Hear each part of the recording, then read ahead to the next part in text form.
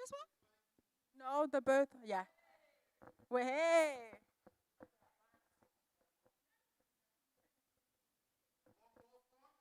Sorry?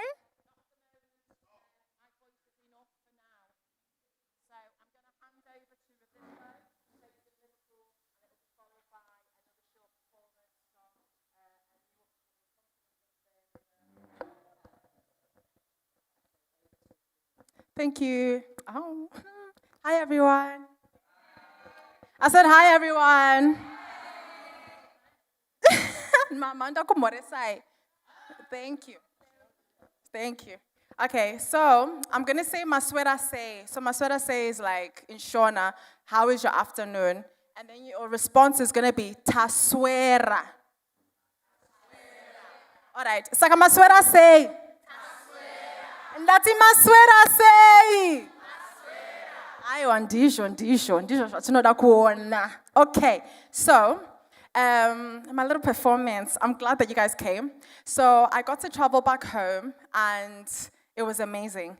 And I got to see the housekeepers and how they do the house chores, and it inspired me a lot because a lot of these women or girls come from Kumusha. So Kumusha could be the village or where they come from, like Kunana Bikita, where my mom's from. So a lot of the time they'll be on their phone thinking about their love and how they've had to come to the city to work just to get a little bit of change. So you know how back home it is, like, unopeka duku. It's like, this is a duku. It's like, itai duku. Duku.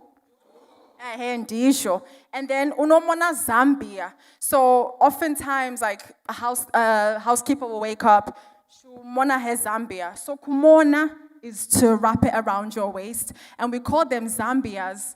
Mama, we call them Zambias. Is it because the material was from Zambia? That's why we call them Zambias. And oftentimes, you just wear what you have. As you can see, one of the things I wanted to try and change is the perspective that we have on the black body, especially the female body, because oftentimes the female black body, or rather African body, is always seen in a very sexual manner. So when you're dressed like this, people are already like, anakupeka, which means she's not dressed. When in reality, no, it's hot, and it's that whole idea of being comfortable with your body and comfortable with your sensuality. So this song I'm going to be dancing to is Page de Lami, which means my eternal love. And it's in Xhosa, Zulu, and Shona. And basically, I'm going to be acting out the things I was seeing back home when the housekeeper should be doing work, but in reality, she's just in love. She's just a young girl in love. So yes, I'll put this down, and then I'll give you a little, let's get it, when I'm ready. But are you guys ready?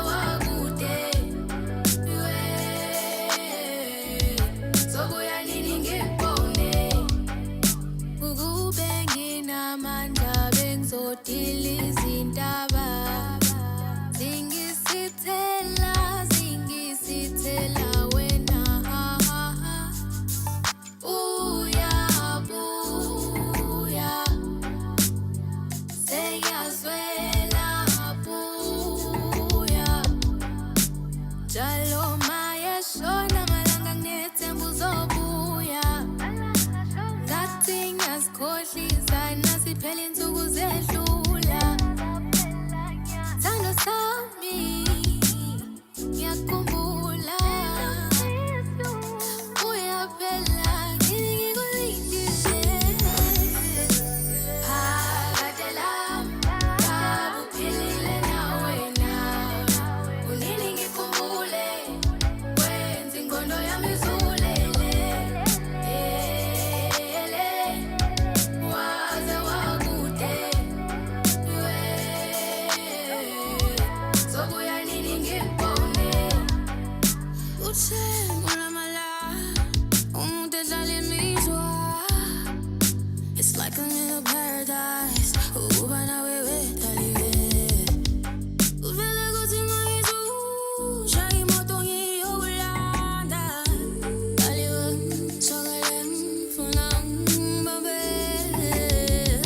Masuari bachakuodarini. Ubusuku bonke ngizangilale, ubusuku ngizangilale. Samasame ilangazela we ngabe wena uzobuya. Mina nangaze ukuba nawe. Phakade lami ngabe uphilile nawe na. Unini ngikhumbule wenza ingqondo yami izulele. Waze wakude sobuya nini ngikubone. Phakade lami ngabe uphilile nawe na. Unini ngikhumbule wenza ingqondo yami izulele. Waze wakude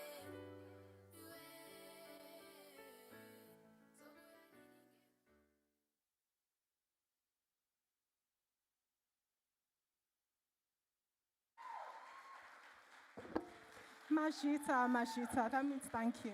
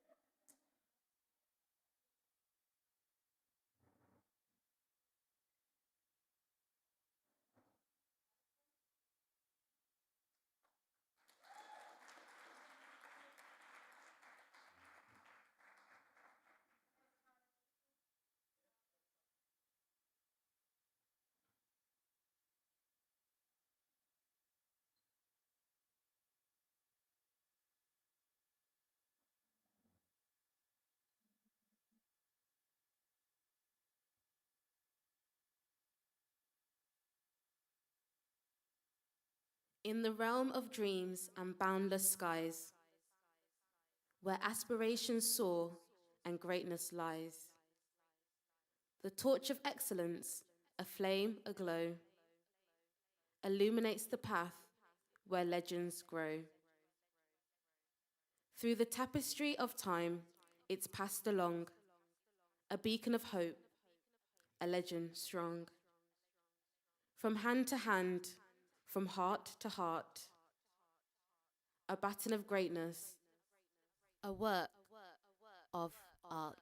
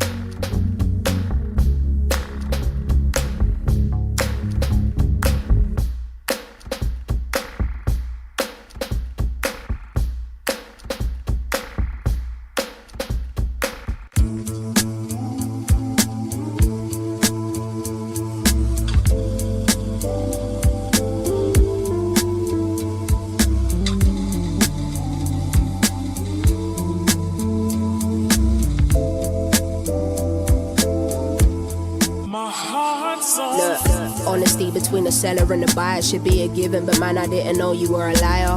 Dropped out of college, still I made it through the wire. We was trying to hustle whatever was 10 just for a fiver. Don't sell yourself short, miss, said the driver. Was on my way to getting caught in a crossfire. I mean, lavish, living, dripping, designer. Who you wearing? They're so enchanted by attire.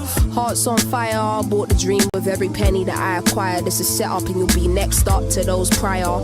Devil works hard, but the business works harder.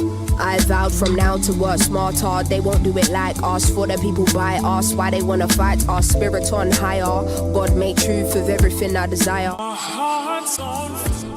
My life is a blessing, but it comes with its stresses, and I can't take it all. Just don't let me down when I'm in the fire. My heart.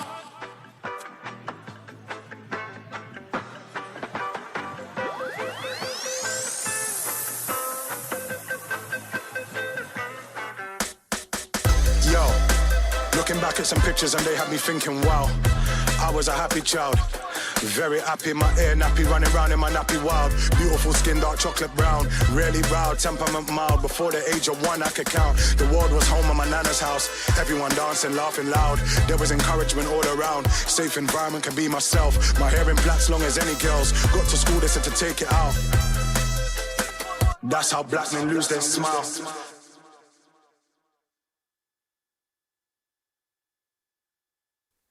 That's how black men lose their smile. Had genocide, been terrorized, been scrutinized, been brutalized, been ghettoized, been sexualized, been sterilized, been plagiarized, unrecognized, been jeopardized, been tyrannized, been trivialized, been stigmatized, been ostracized, demoralized, dehumanized, traumatized but full of pride. Hold me down and still I rise. Ward on my shoulders, still I thrive. By any means I will survive. I will try to the day I die. We're out here fighting for our lives. And that's how black men lose their smile. I wanna turn those blue lights into strobe lights, not blue flashing lights, maybe fairy lights. Those blue lights into strobe lights, maybe even fairy lights, not blue flashing lights. Don't you run when you hear the sirens coming. When you hear the sirens coming, you better not run, 'cause the sirens are coming for you. What have you done? You went to school that day. Was a bit late, but it was a Monday. Kept after class for answering back. You apologized and you harmless. What have you done? There's no need to run. If you've done nothing wrong, blue lights should just pass you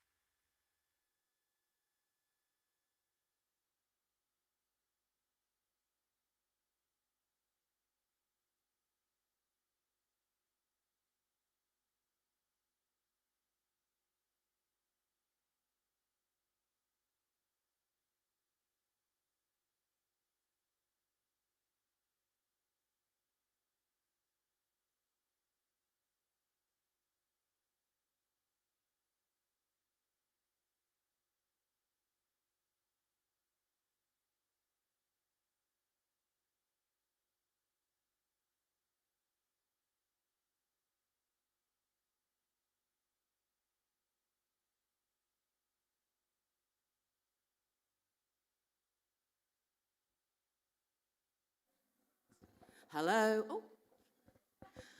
Good afternoon, everybody. Here we go. So, interestingly, we have obviously our lovely Ravimbo and Eloquent, and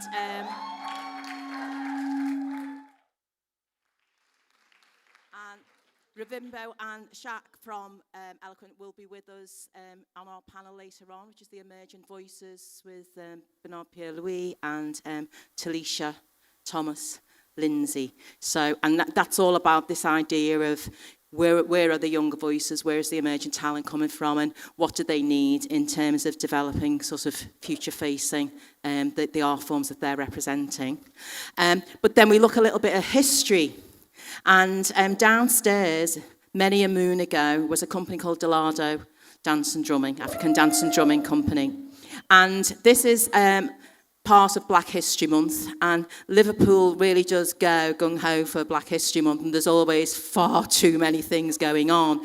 So when we were putting this together, we were going to have an additional evening show, and then we realised there was already a show on that actually spoke to the work that we were trying to do here over the 2 days. And so we've purchased some tickets because it's not a free event, but this is a free event. And we have about 30 tickets to give to you. And the performance is at 6 o'clock at the Tongue Auditorium, which is about a 15-minute, maybe 20-minute walk.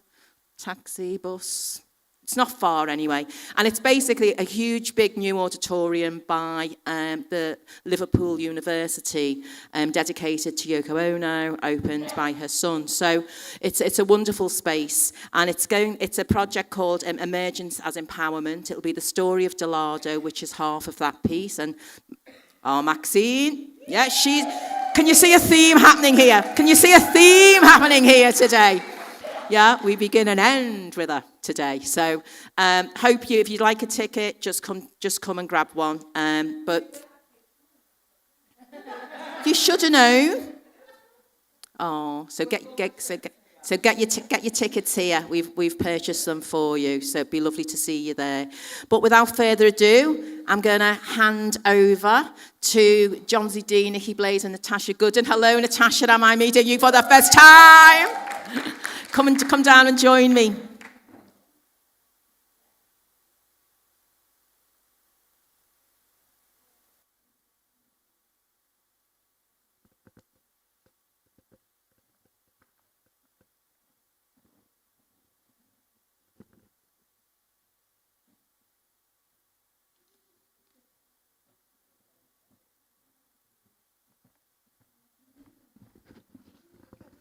Good afternoon, everybody. Is it the afternoon now? Hello, hello. It is, right? It is indeed. Whew, okay. I can have this. I go by the name of John Z.D. Hi, and I go by the name of Nikki Blaze.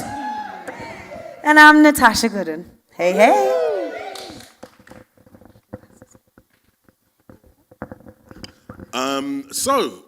We are here to talk about, I guess, hip-hop dance, hip-hop culture, and how that relates to the themes that we're discussing as part of this weekend.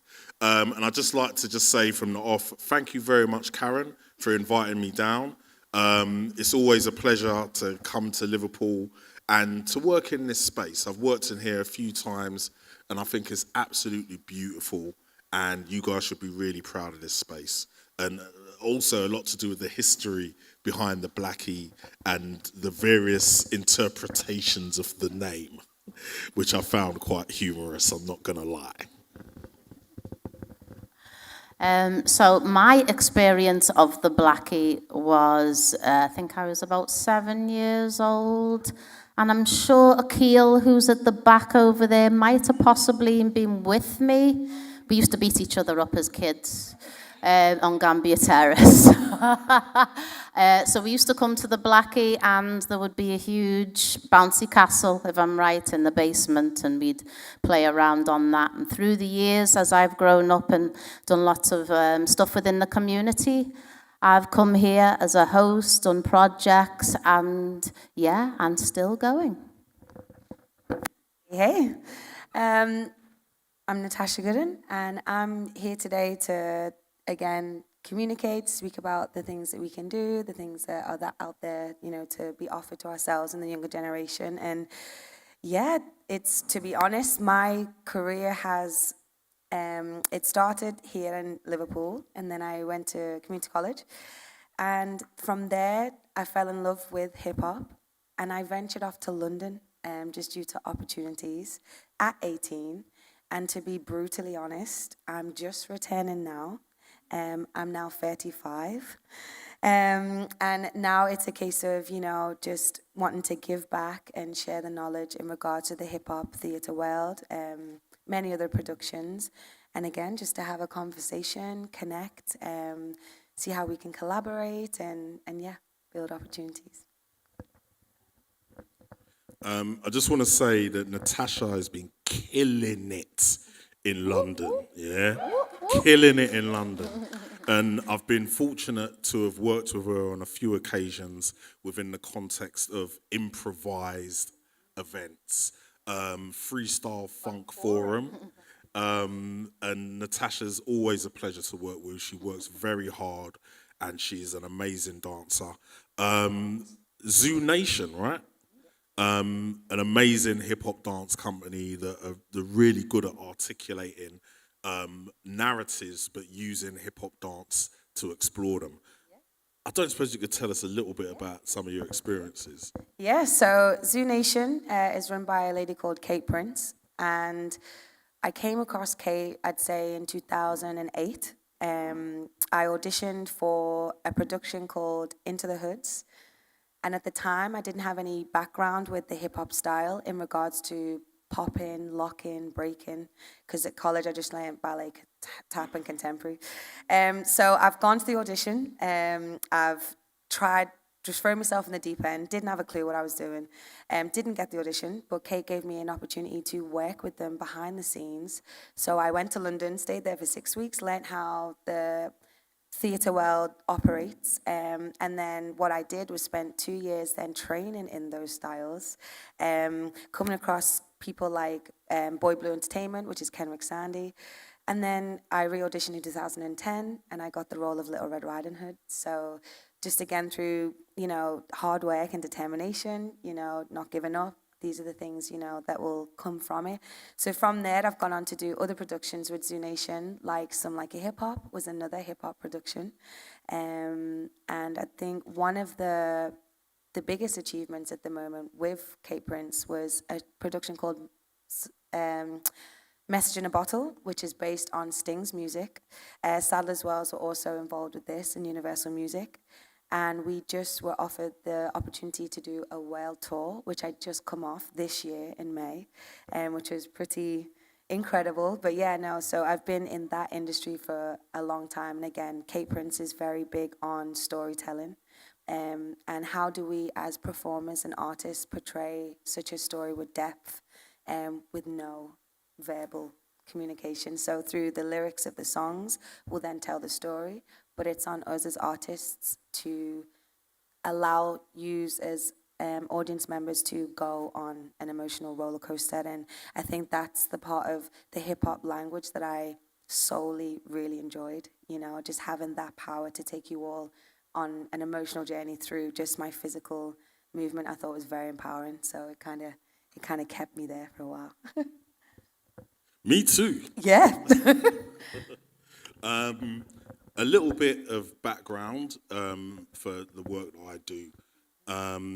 I trained in contemporary dance at the London Contemporary Dance School.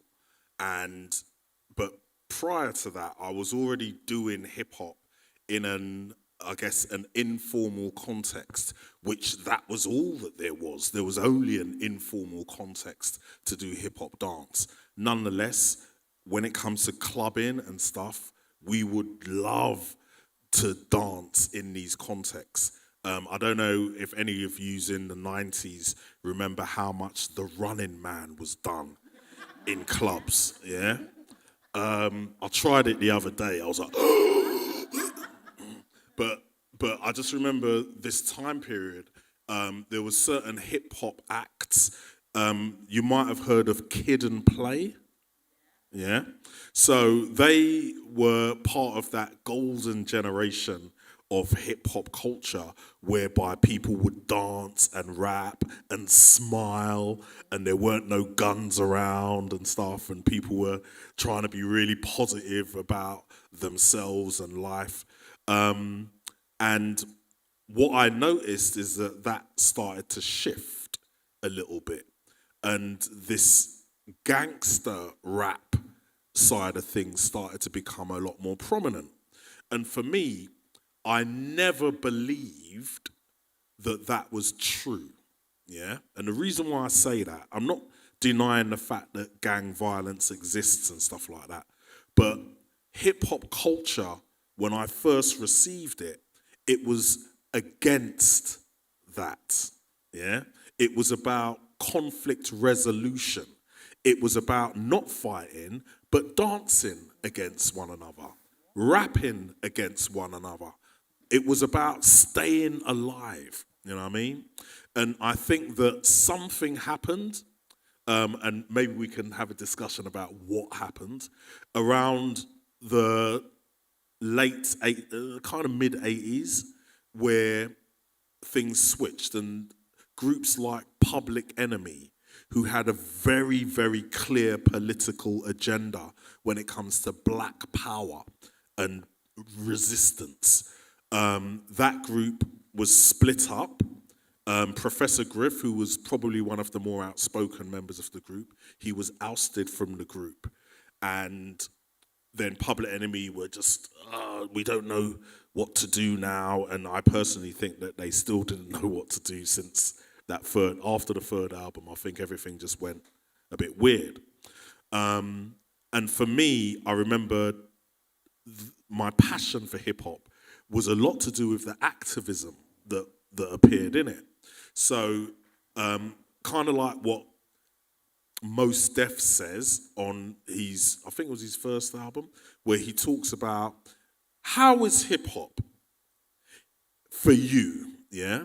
And I never used to respond with, oh yeah, hip hop's all gangster now, this, that, and the other, because Mos Def talked about hip hop not being some giant that lives over there somewhere, but hip hop exists within you, yeah?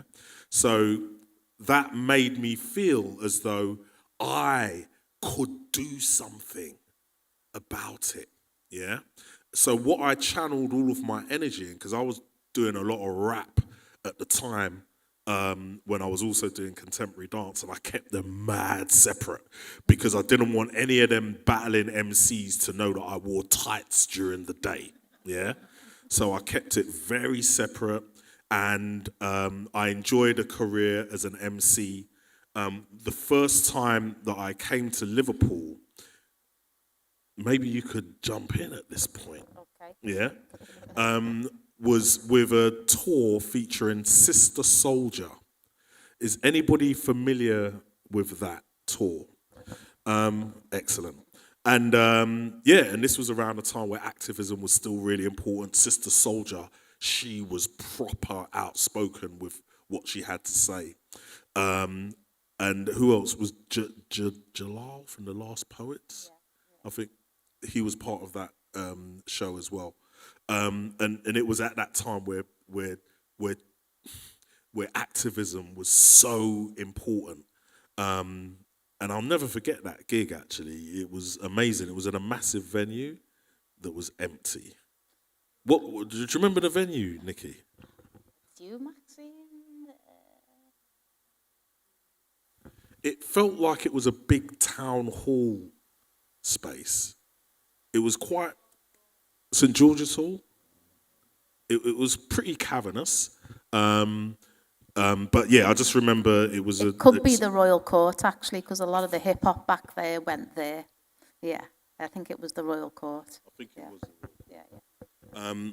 And I guess one of the reasons why I started to become disillusioned with the record industry and wanted to focus more on the theatre is because I felt that it was easier to be truthful in the theatre space. Whereas in the record industry, you had to get through the filters of record companies, and marketing and distribution. And a lot of these channels are interrupted by people that are saying, oh, well, we don't really like your activism. We want you to talk about the party and you know, what real life is like on the street. Basically, they're saying that they want us to talk about gun business. You know what I mean? And not on it. So actually, one of the reasons why hip-hop theatre made sense to me was because it's very hard to lie in this live space, yeah? And I felt that our truth could be expressed a lot more with hip-hop theatre and narratives that are shared not only with our raps but with our bodies as well. I think that it became the ultimate vehicle for that. I also remember thinking, you know what? This is just our little something, while contemporary dance and all of those other things can do what they need to do, and we'll just do our little thing in the corner. But our corner's getting bigger now, yeah? And I want to touch on something outside of hip-hop, but I'll leave that afterwards, and hand on to Nikki. How's hip-hop here in relation to the elements? Oh, so here is very up and down when it comes to hip-hop. So a lot of people don't realise that we have a very rich history of hip-hop in Liverpool. This is why we've brought this banner here. When you get a chance, you can get close up and have a look. So I am one of the founders of Liverpool Hip Hop Festival, along with two other guys. Some know him as Tony Broke, a rapper who's with Blah Records, and the other is DJ Ola Bean, one of Liverpool's first DMC champs. I think he came second in the 90s. And yes, we put this together. Now, the reason we put this together is because, so in the early 80s, exactly in 1984, outside Jamaica's house. Some of you know Steve Maroney and some of his people back in the day, one or two Braithwaites, I think. They were all part of a crew back in the day called Eastwood Rockers. And they did a lot of comps back in the day. And they won a good few as well. They were always up against Manchester. It was quite hilarious. And so the Echo decided to come out and do a picture on them outside Jamaica House, which is only 10 minutes up the road. And this picture, about 5 years ago, was seen on the cover of a New York documentary, like it was the Bronx. I was not happy. My friend Tony Broke, as I was saying before, one of my business partners spotted it and he was like, Nikki, have you seen this? It's an outrage. I was like, yes, it's an outrage. What can we do about this? So I posted it on social media and I said, this is not the Bronx. This is Talk Stuff 1984. Just so you know, people. And I hadn't used Twitter for some time now and I put it on Twitter. So for 2 days, my phone's going zzz, zzz, zzz. I'm going, what is this? Is this broke? What's going on? What's this noise? Zzz, zzz, zzz. I went through all my apps, went onto Twitter. Tesla had moved the post on and it went viral. And there were breakers from all over the world. Like, yeah, we know this picture. We know Liverpool, blah, blah, blah. It was just absolutely nuts. And that's kind of the birth of where this came. Because we decided that, we don't want our history in Liverpool to be lost. And all the elements of hip-hop, they've been here for a very long time in Liverpool, since 1979, actually. And we wanted to show that to people, how important it was, and the people that have helped the movement. So, yeah, that's part of our history right there.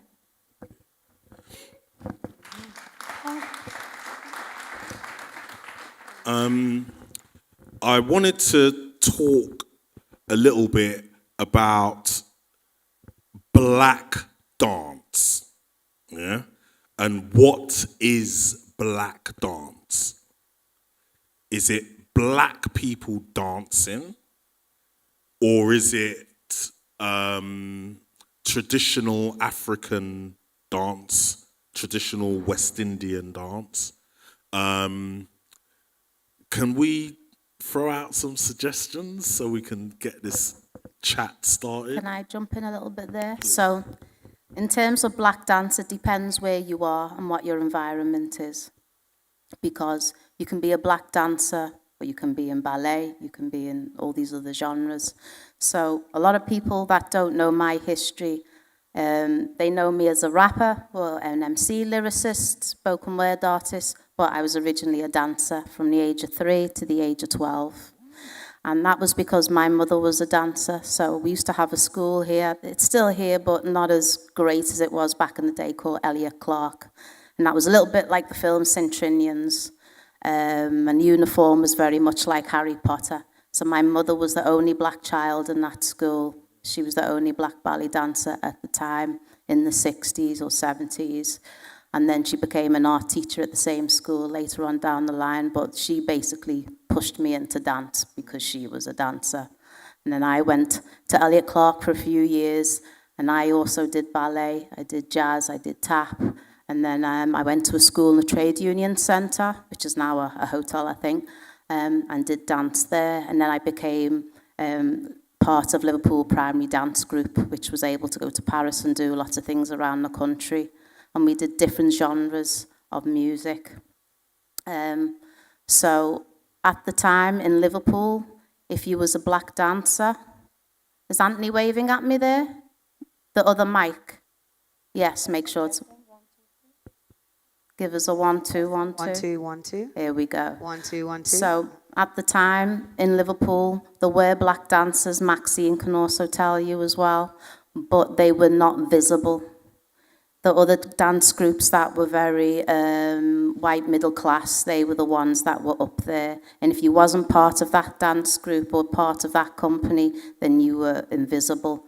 But what was beautiful is at the time when we had post-riots, 1981, is there was an uprising. So there's people that were dancing. Again, Maxine can tell you. I was just a baby coming up in the world. But, you know, those people were like, it's time to make noise. It's time to show who we are. And, you know, those faces were very visible. Open it out, I think. Yeah. There we go. We've got one for you. We've got a roaming mic. Oh, yeah. Roaming mic. Pass the mic. Come on, pass the mic. I suppose my definition of black dance is dance forms or dance styles that draw from the philosophical teachings and practice of dance from the African diaspora. So, for example, ballet, if there's a dancer who's doing ballet, but within their practice, they are drawing from aspects of African and Caribbean or just African dance culture, whether it's through the actual type of music, the postures, the type of dance. It could be even, I don't know, I suppose, costume. So it's dance styles and forms that draw from those teachings and physical practices. Yeah, so I suppose really an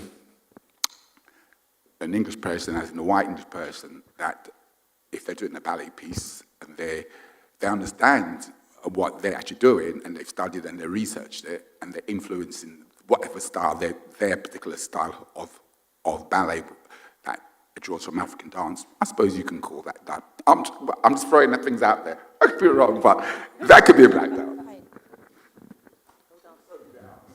Okay, thank you, Angol. Appreciate it. Hello. A couple of observations, really. One question and a couple of observations. Liverpool hip-hop, it'd be really interesting to know what particularly defines Liverpool hip-hop within the history of hip-hop. So what did it bring to the sector? What was its unique contribution that defines it as Liverpool hip-hop? That's one question. And then just, I I think I trained at the Northern School of Contemporary Dance, and I was once asked whether I was a black dancer or I did black dance. And obviously at that time I just did ballet and contemporary, so I said, I don't know any black dance forms. So that was quite interesting. And another observation, recently I've been seeing quite a lot of student work, and I was beginning to think that hip-hop is the new ballet, because I could really tell the dance artists that had done hip-hop, they really, really stood out. So as much as in contemporary you work on your centre, what I think that hip-hop training gives you is a centre that actually moves and is fluid. And it's been really noticeable for me going to see scratch performances, the dancers that have trained in hip-hop. So I think that's just a really amazing thing at the moment. So, question, define Liverpool hip-hop. Define Liverpool hip-hop. Well, hip-hop itself has elements. It has DJing, it has MCing, it has breaking, it has graffiti, and it has knowledge of self, and it also has beatboxing. And we have all those elements here in Liverpool, and some of those people that have made that credible have travelled the world, including myself, with some of these people on here. And not just on small platforms. You know, we've done cultural exchanges, which I've done for 20 years, taking young people in Liverpool to countries around the world to perform, DJ, record, and still doing it to this day. And some of these people on here have become really big household names. This is not just about MCing, this is about the club scene, this is about the sound system era before hip-hop came here. Yeah, I could give you 2 hours of this.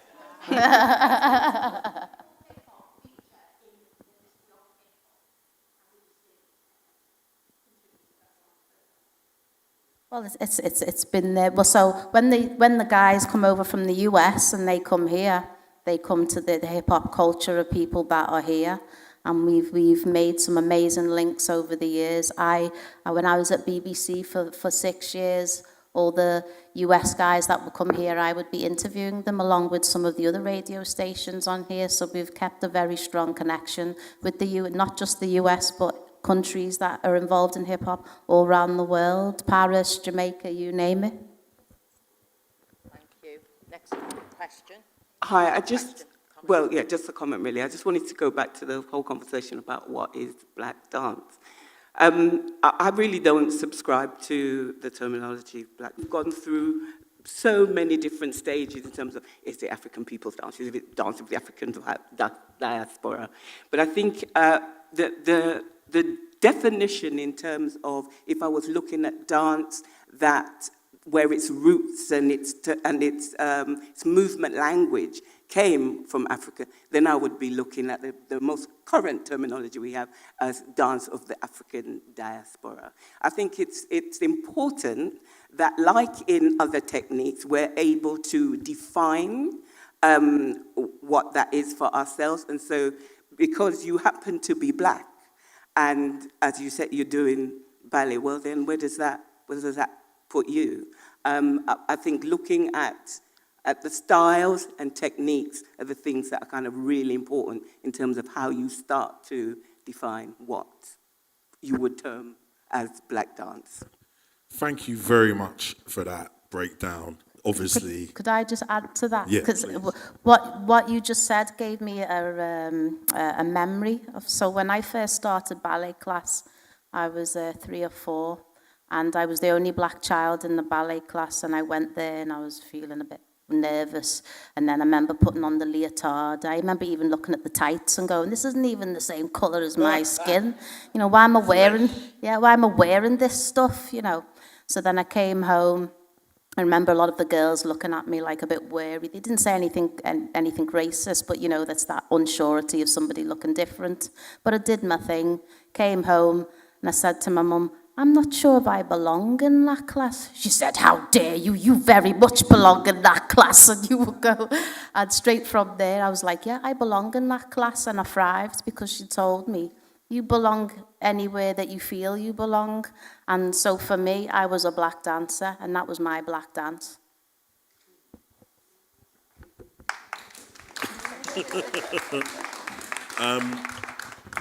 So my story is very similar, but also kind of different. Yeah. So I trained at Lewisham College, and then I went on to London Contemporary Dance School. Yeah. But while I was there, actually, while I was in Lewisham College, I asked the question, "Are we going to learn any hip hop?" Yeah. And this is in 1988, 89, and I was told that we would not be learning any hip hop because we had to learn things that was going to be valuable for the marketplace, yeah? So basically, what my teacher was saying at the time was that we're not going to study hip-hop because it's not got value, yeah? But this is at a time where I was watching MTV Raps regular on TV, just see enough hip-hop dance as part of videos, and I'm thinking, this is a relatively commercial vehicle for this dance, and I don't see no contemporary dance and ballet being seen as much as this. So why is it that there's a kind of secondary approach? Anyway, I just thought, I'm going to change that, and I consciously was thinking about what does it mean to do hip hop as a theatrical vehicle, because you must remember there wasn't none back then. Correct me if I'm wrong. Yeah, back in the day, as a result of a lot of the activism that was happening around black people, we're talking about all of them riots, Toxteth riots, Brixton riots, Leeds. I think it kicked off up there. Yeah, where else? Birmingham. Yeah, so the Arts Council funded dance companies around that time in what in my opinion, felt like quiet money, yeah? So just take some money and just dance all of your frustration away, you know what I mean? And then some big dance companies come out as a result of that. Phoenix, Ajido, Kokuma. Can anybody mention any others that came out as a result of that?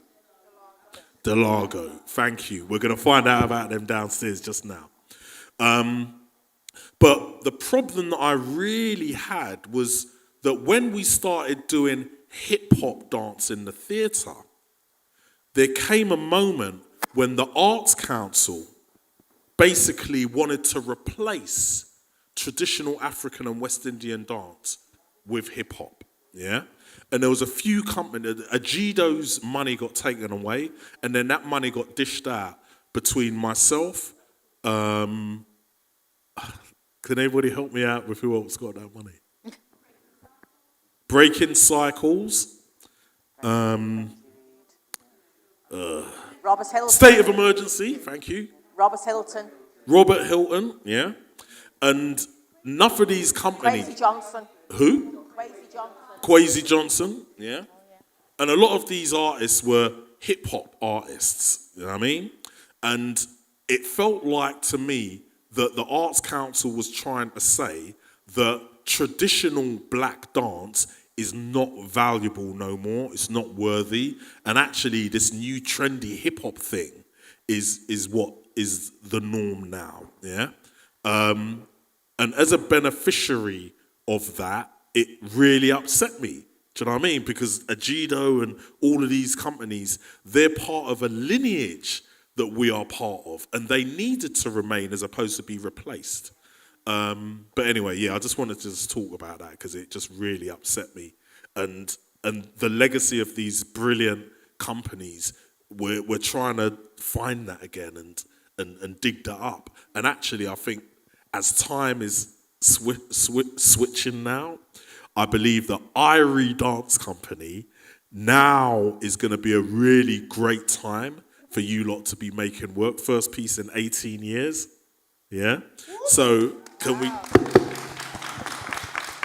So very excited about that because I think that there is a need for a lot of us hip-hoppers to see some roots. You know what I mean?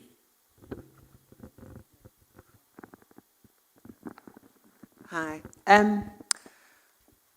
I knew the Arts Council would be brought into it at some point. I was like, yeah, everyone fighting for that money. So were we, but we weren't hip hop, we weren't ballet, we weren't contemporary, we weren't African, but African was out of flavour anyway. We were Lindy Hop.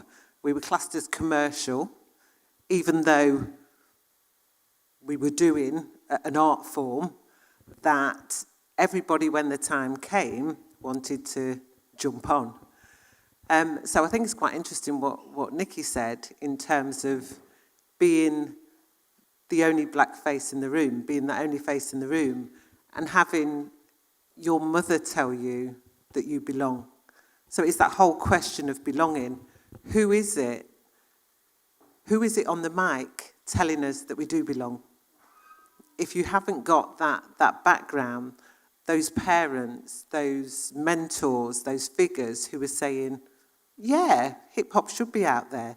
Yeah, of course you can mix your hip-hop with your contemporary. Unless we've got those people actually fighting in our corner, it will never, ever happen. In terms of the Lindy Hoppers, the number of times we did like applications, we were really ahead of our time in terms of we always went to America because that's where the art form was born. That's where we would find those original artists. That's where we could question them. So it was living, breathing research and development. So the occasions that we came back, and we put in an application to do what was hip-hop, to show hip-hop's influence on Lindy Hop and how they all, cross-fertilise each other. It was rejected. Yet, only a year later, to see it appear on one of the portfolio organisations as being, I can't think who the artist was, but that happens so many times that you come to the state where it's like, well, we don't need that. So then when you're going to those places, to America, where you can find the true source, and when the Americans recognise what you're doing and they fund you, then the Arts Council want a bit of that. So who are the voices? That's my question is, who are the voices on the mic saying you belong?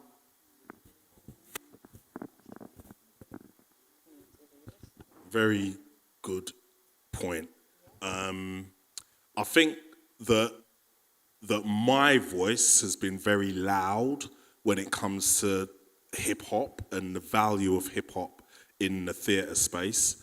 And since doing Breaking Convention at Sadler's Wells, we're in our 21st year this year, and we have given a platform for thousands of hip-hop dancers whose main technique is hip-hop, you know what I mean? And yes, some of them have got a little bit of contemporary dance, but we made a point of saying, let the main technique be hip-hop. And also, I never said that we are a black dance company, yeah? That's obvious. Do I need to say that? You know what I mean? You don't get white companies going, yes, we are a white dance company. Think of how that sounds. You know what I mean? And for me, I thought, I don't want to do that, yeah? It's too obvious that I'm black.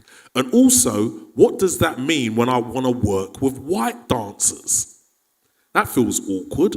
So I've got this black dance company, but no white people are allowed in it because I've called it a black dance company. Whereas hip-hop was always promised to be that culture that's going to bring us all together, yeah?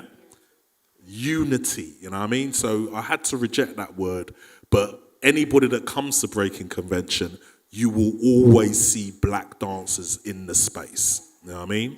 But I just didn't think it was necessary to say that. And amongst you all, it's a case of how do I then become that voice for the generation? How do I then, because I love to teach in different universities and everything else. I was at Salford Uni just the other day, And I taught a hip hop workshop all day, took them back to the basics, just back to the simple bounce, the roll, the rock, and spent a good hour on it just so that they could understand. And again, they're so used to the technique style of upright that I said, oh, you gotta break that back, you gotta loosen up, do you know what I mean? And it was just playing around and bringing the community sense of it and just allowing them to feel comfortable again in their own skin and just finding their own voice. And throughout the day, we got more and more creative, set different tasks on freestyling from one side of the room, and I'm just giving them different words so that the same hip-hop beat is playing, but their intention is completely different. 1 minute they're expressing freedom. There's no right or wrong way in which how to do that. And then coming back was the word frustration, and they were like completely different dancers. And I just noticed throughout the day, our relationship just kept blossoming and blossoming and blossoming. And then at the end, I did a Q&A because then I wanted to get to know them. And again, a lot of the questions were like, where do we go?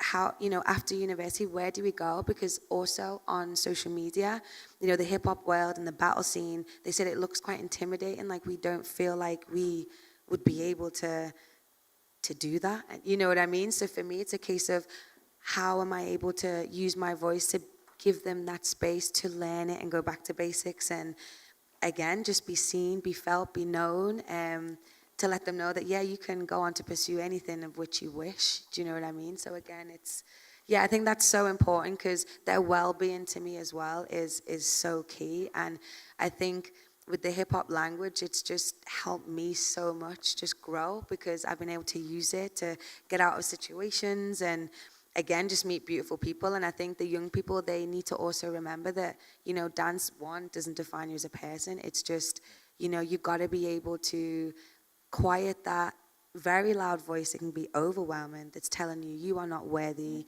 you're rubbish, you don't deserve to be in that class. Like, you can't pop as strong as she can. Like, why are you here type of thing. And I think my main message to the university students was, you've got to be kind to yourself and you've got to be gentle because not every day are you feeling on top of the world. Because they asked me, how have you kept your spark all these years? How have you been able to go from one job to the next, tour the world, to this country, and still have this essence about you that you're still so joyous? I said, because one, I've been broken, don't get me wrong, and every other day, sometimes it's hard, but I think the thing I've learned the most through the hip-hop style and the language is that, we're very powerful, strong beings, and we have to, again, understand that, we are not our thoughts, we are not our emotions, we're just a human being that we forget, due to society, just how to be. So I think that, again, I think my gift of being, one, an incredible performer and dancer, and hip-hop has been my main language through my body. It's like now I feel like the time is for my voice to verbally now be heard. And I think meeting John D and Nikki and everything else, like I have them behind me. So I have that moral support to go, Tash, go on, now is your time. Do you see what I mean? And I think I've learned so much that it's like, how do I bring it back to the Liverpool community? How can I feed and how can we grow, So, yeah, just so Thanks, Tash. I've got something from the floor, more from the floor. Yeah, I just need a bit of clarity further on this. Going back to your question about what is black dance, I need some clarity because what I feel that I'm hearing is that it's about skin color. That's what I feel that I'm hearing. I could be wrong. It's about skin color. So from the actual three of you, if you could kind of, expand on that, what is your definition or what is black dance? Because to some extent, we are stuck with that label unless something amazing happens to actually eradicate it. And the other thing that I want to ask, just two questions in one. You as hip-hop dancers, in your hip-hop training, because you talked about contemporary and part of your training, of the hip-hop training, does hip-hop artists, do they recognize or connect with African dance? I mean, do you do African dance classes? Are they aware of the connections with African dance forms? Do you draw from African dance forms? Because if I look at you, I can see there's a lot of African dance postures, techniques there. So Do your hip-hop artists know about African dance or have ever done an African dance class? Because I hear you talk a lot about hip-hop, but you did mention about what is black dance, and you've mentioned about African dance. So where does that fit into your training? Yes, 100%. When I see hip hop dance, I see African dance. Yeah, it just is. Do you know what I mean? And I think that the slave trade could not take that away from us. Do you know what I mean? And even if African Americans and Africans in the Caribbean, you're still doing African dance, I think. Also, another thing that I'd add to that is that everywhere in our community, as people of black people, Africans, we're constantly changing moves. We're always updating moves. So the idea that we're doing something that's historical, that's not what we do. We don't sit in history. We're constantly remaking moves and doing new moves all the time. And I think it's all coming from an African perspective. I remember I said a line in Aeroplane Man. We're like dandelions that are blowing across the world. And there's little African communities around the world that are subscribing, even innately, to what African dance is and making it new and newer and newer every day. So for me, I think that African dance isn't still. It's a constantly kinetic, like literally it's kinetic, but it's constantly changing. And I think that we as African people around the world, we're all contributing to what is now what African dance is. So it's really hard to even think of African dance as not being hip hop. It totally is. Yeah, there'd be no street dance or hip hop dance without African dance. So over in the back there, Akil, I shouted about earlier on, he's the only capoeira school that we have in Liverpool, the only relevant capoeira school. Now, if people understand breaking and the history of breaking, they'll also understand capoeira as well, which is also part of breaking, but has its own history in South America, which also comes from African dance. And Akil has a question. Yeah, the parallels between capoeira and hip-hop culture can be a really powerful way for us to frame what black dance is. Because I think when we're talking about dance, we have so many of these experiences, which are really at what the heart of you're saying. It's not fixed, it's about how we're manifesting it in the spaces and environments that we are. And one of the useful ways can be to draw parallels, move outside of the dance world and look at other art forms. And when you look at capoeira and hip-hop culture, you see the relationship, particularly within the physical art form of those manifestations. There's a lot we can talk about there, but just a simple question alongside expression of gratitude for the panel, for the conversation, is what does Liverpool hip-hop need now? And alongside that, maybe a little brief of where Liverpool hip-hop is at before you answer that. So Nikki, can I just add one thing? Yeah, go on. And I guess the question is towards the panel for an answer, but it's also, what does Liverpool hip-hop need, resource-wise, but also from the community that are present here? Money! You got.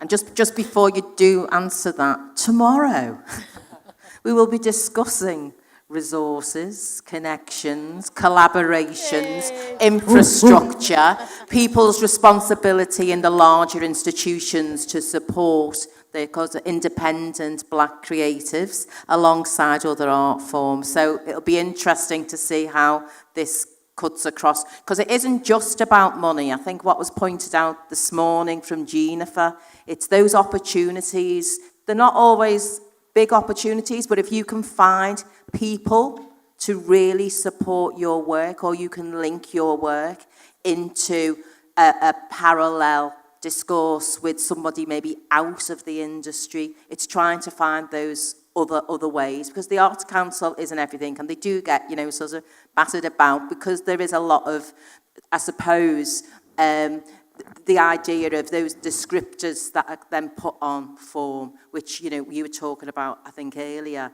in terms of how we end up having to describe who we are and what we do when it's evident. But I think there are also other things. So sorry to cut across you there, Nikki. Answer the question, and then I'm coming to Desi because she had her hand up. What does Liverpool hip hop need?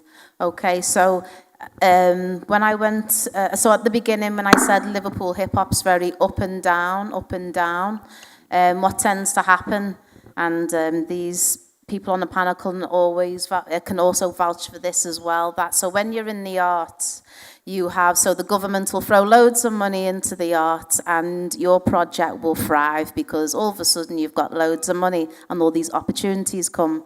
And then when there's a recession, and then when they want to take money out from the arts, everything dies down again. But what happens there is we all start fighting for the scraps and we all start competing against each other and not liking each other because that person over there got $250,000 and we only got 2K and we can't do anything with that. And we've now lost a load of young people that wanted to continue with our program, and this is a cycle that continues to happen. Now, us as practitioners and you as the community need to think about how do we break this cycle without having to rely on government funding. What can we do, like a village? Just the way a village works when they trade things or when they help each other or when they look after each other, we need to do the same. And that's basically the hip-hop community. I also think that we need to start speaking to rich people. Yeah. I think that philanthropy is definitely an area that we should go into. There's never been so many billionaires as there is right now. Yeah. So there's a lot of money to be accessed. And I just think it's about how you speak to them rich people, because they've got money to give away, like literally to, you know, tax write-offs, whatever. I've been part of an event called Ballet Nights that's been happening in London, and they get zero funding from the Arts Council. But the guy who runs it, he's a very charming guy, and he's able to convince rich people that he's just got this amazing project. And I sit with him and I'm watching him as he's operating and I'm thinking, go on, you know what I mean? And we need to do that. We need to big up our chests a little bit more and be confident to step to them rich people knowing that we've got something of value, yeah? Personally, I don't know them, but, you know, maybe you guys can find them. Not really rad. Hi. So it was following on from what you said before, and it's about me. Black dance is about the evil, its ability to take from the breadth of different black cultures and histories, and I think that's what makes it so exciting for me when I see those dancers that have got that little bit extra. And if you've probably noticed over the past sort of few years, contemporaries started to draw more from what I would say black dance, and it's become this kind of melting pot of movement now. And I think if you training, it's really great to hear that you're going into Salford. I saw a couple of student companies who did one very, very contemporary piece and then worked with Neil Bettles from Thick Skin, and actually their street was stronger than their contemporary, because if you think about the influence from commercial dance, that's what they're watching, and that's also what they're doing in their spare time, but they're having training, and they're actually, I think they've got the capability to merge the two and do. And we all know that actually, you know, that ability to have a portfolio career means that you've got to be good at jazz. You know, I did a very strict contemporary dance training and then worked with Arlene Phillips, you know, and all those commercial dancers. And I think if I hadn't had that diversity in my training, I wouldn't have had the career that I had. So I'm totally advocating for that diversity of black dance being part of the conservatoires and all that training. And then the only other thing I wanted to mention was I was thinking about Ballet Black and how I'm seeing them again this year, how exceptional they are, and how actually, in terms of the black body, there was this, but black people can't do ballet. And until you see that company, you go, well, why not? You know, and they don't do it in a different way. It's up there with the Royal Ballet. So, you know, what you were saying, Nikki, about actually don't exclude yourself from spaces because people think it's not for you. You have the potential to be a ballet dancer, be a hip-hop dancer, be a contemporary dancer, and all three at the same time if you want. I just want to throw into the ballet mix that when I was training as a ballet dancer, I was constantly told to lose my bum, yeah? And one of the problems that I had with ballet was that it was colonial. It didn't accept my body as being normal. And I was always told, you know, keep your bum and tucking. I was just tucking, enough tucking. And it made me not be able to extend my legs because I'm tucking my ass in, just trying to, you know, and I feel as though that when I was training is that it was a process of colonization of my body. Do you know what I mean? So, you know, we can big up ballet, but ballet is a product of a system of white supremacy. And I'm not buying that. For me, I'm sorry. That can be changed by us. It can be changed. And we have Academy Breaking Convention, which is going to start next year in September, where we've got a course, which is a year 3 diploma, accredited, in hip-hop dance styles. So breaking, popping, as well as, okay, I call it, what do I call it? I call it social dances. So all of the stand-up dances, just to boo, if you understand that. As well as rap, as well as music production, as well as DJing and graffiti, yeah? And the point being is that I think that all of these hip-hop elements, a lot of us who grew up with hip-hop in the early 80s, we felt that we had to do all of the elements to be a real hip-hopper, you know what I mean? And actually, and speaking to a lot of these old school generations in New York, yeah, it was clarified for me. DJ Kool Herc was also a graffiti writer, you know what I mean? The rapper, what's his name? Grandmaster Caz. He used to breakdance back in the day. I was with Prince Ken Swift. I call him Prince Ken Swift because it's an old school name, but Ken Swift from the Rocksteady crew.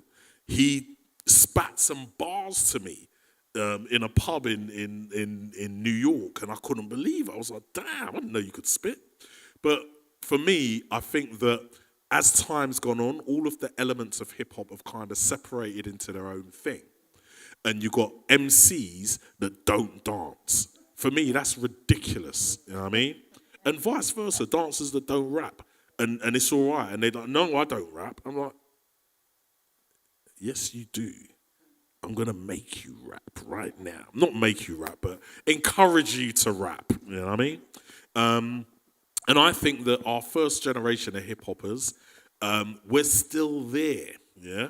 We're still there because we've embraced the whole culture, you know what I mean? So, Academy Breaking Convention, that's the model that we're dealing with, yeah? And there's a lot of young people that are excited about it, but also very scared, yeah? Because some people dance because they don't want to speak, and vice versa. But equally, I've seen these places like these what do you call them, musical theatre schools, yeah, where they do dance, they do tap. What else do they do? They sing. Some of them play an instrument. There's a hip hop version of all of them things. You know what I mean? So anyway, that's what's going to be happening at Sadler's Wells East on the East Bank. as part of the Olympic Park development. So please come down. We're going to be opening next year, September. And guys, you lot smashed it. I just want to big up Element. Is it sort of? Yes, that was absolutely beautiful. Yeah. Because the inspiration that you guys gave to me in your performance is exactly the kind of thing that I'd like our students to be able to deliver. Do you know what I mean? In that same way. It was absolutely beautiful. That's the reason why you got the standing ovation. Do you know what I mean? But very, very inspirational work. And yeah, you should come down to the school and share what you do. You know what I mean? I'd really appreciate that. Thank you. Next question. Yeah, I experienced ballet as a little girl. I saw myself as a little black girl. And when I went to ballet classes, the teacher said I needed to go to John Lewis and buy a girdle because my bum was too big. I happily did that because I was completely ignorant.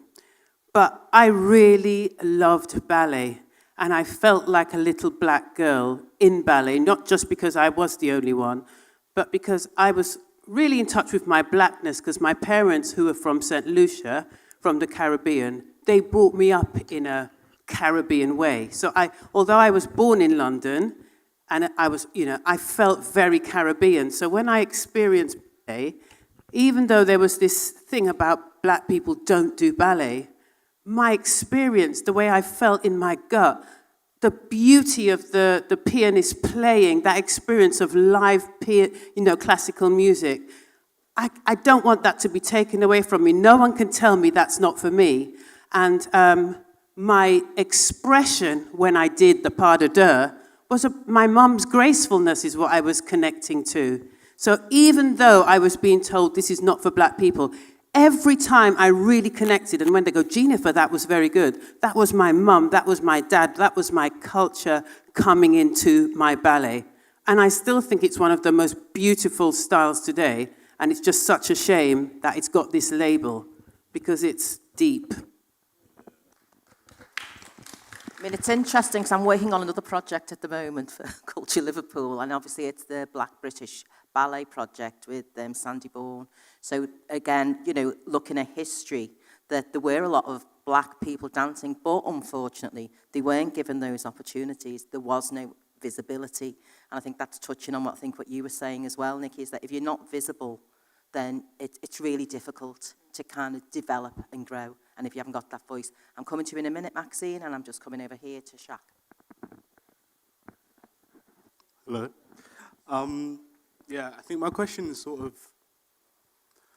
it bounces back and forth. So there's a lot of history in hip-hop, and there's a lot of history in African dance and West Indian dance. And there's just as much history in contemporary dance. How do you encourage, this is more specifically for young black men, but how do you encourage young black youths to engage in a style that they don't feel like they don't belong in, or that they're constantly getting criticized? How do you encourage them to sort of stand firm in their curiosity? Yeah. Brilliant question. Stand firm in your curiosity. Damn, that's some poetry right there. I'm going to bite that, man. Well, so for me, I've been involved in cultural exchanges for over 20 years now, where I take young people to different countries around the world, which is part of a bigger organisation. Maxine here at the front's also travelled with me too. I've travelled with her. And what that programme is we take a group of young people with different skills. So they could be a dancer, they could be a DJ, they could be an instrumentalist or a producer. And then once we get to the country, that will be accompanied by 8 other countries, or sometimes 10 other countries. And then that is about 50 participants that then live together for 2 weeks to put a theatre piece together. Now, I've always brought the English people to that project, and I've always, because I'm a hip-hop person, brought the hip-hop people, and that brings the hip-hop element to the production. Now, those young people, some of those young people over that 20 years have said to me, this has changed my life. And that is because they've come out of a small city that doesn't have the resources they need to give them the confidence to go, yeah, I can be a young black man doing dance or R&B. Many young boys have said, oh, I can sing, but I don't want to show anybody. Well, why not? You're a great singer. You know, what's keeping you from this? So actually taking people on these exchange programs and out into the world and seeing people who really are up there doing their thing in other countries makes a huge difference.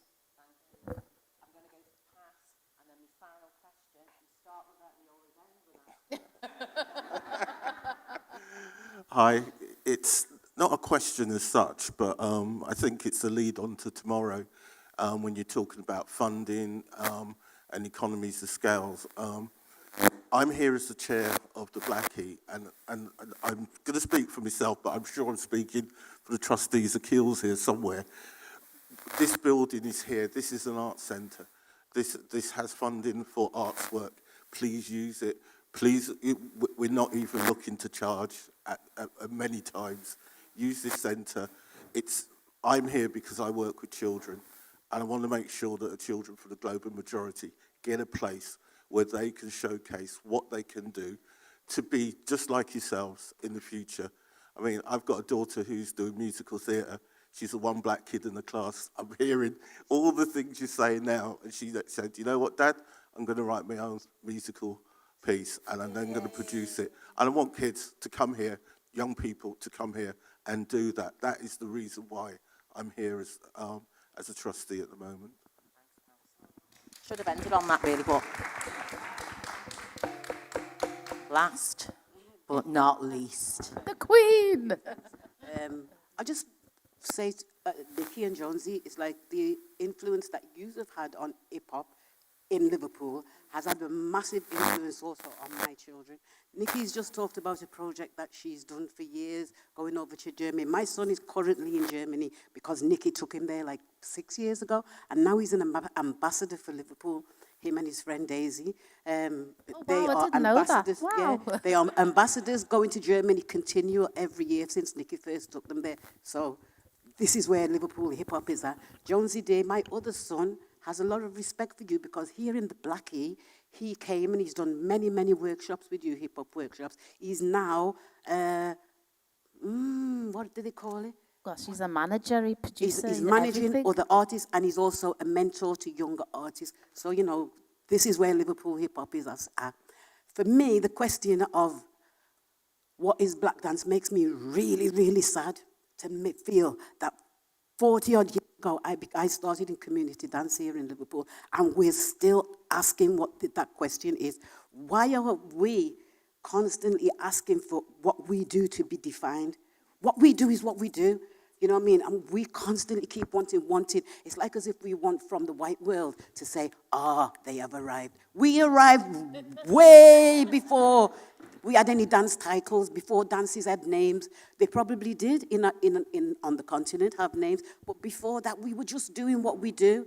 And that is my thing is, why are we still here today in 2000 and blah, blah, asking the same question that I've been hearing at nearly every black dance thing that I've been to for over 40 years. That's what I'm saying. Why are we still here?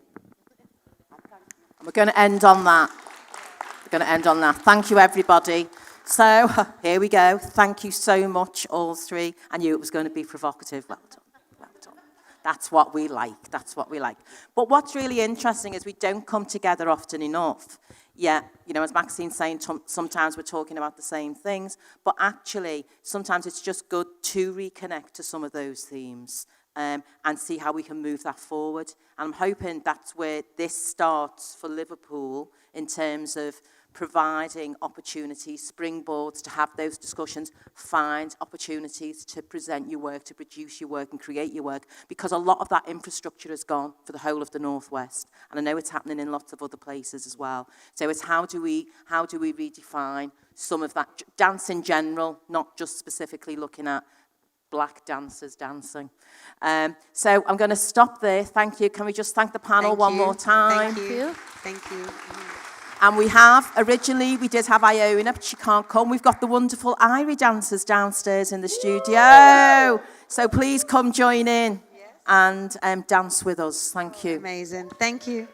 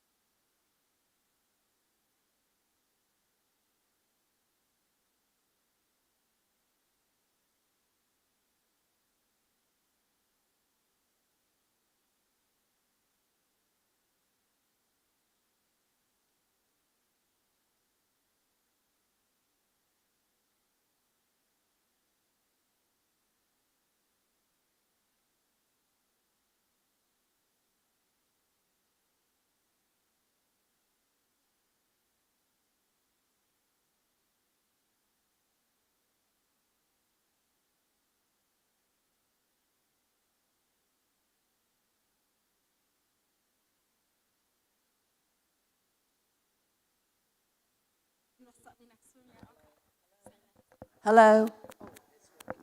They're all working. You don't have to play with them. They're all working. Good early evening, everybody.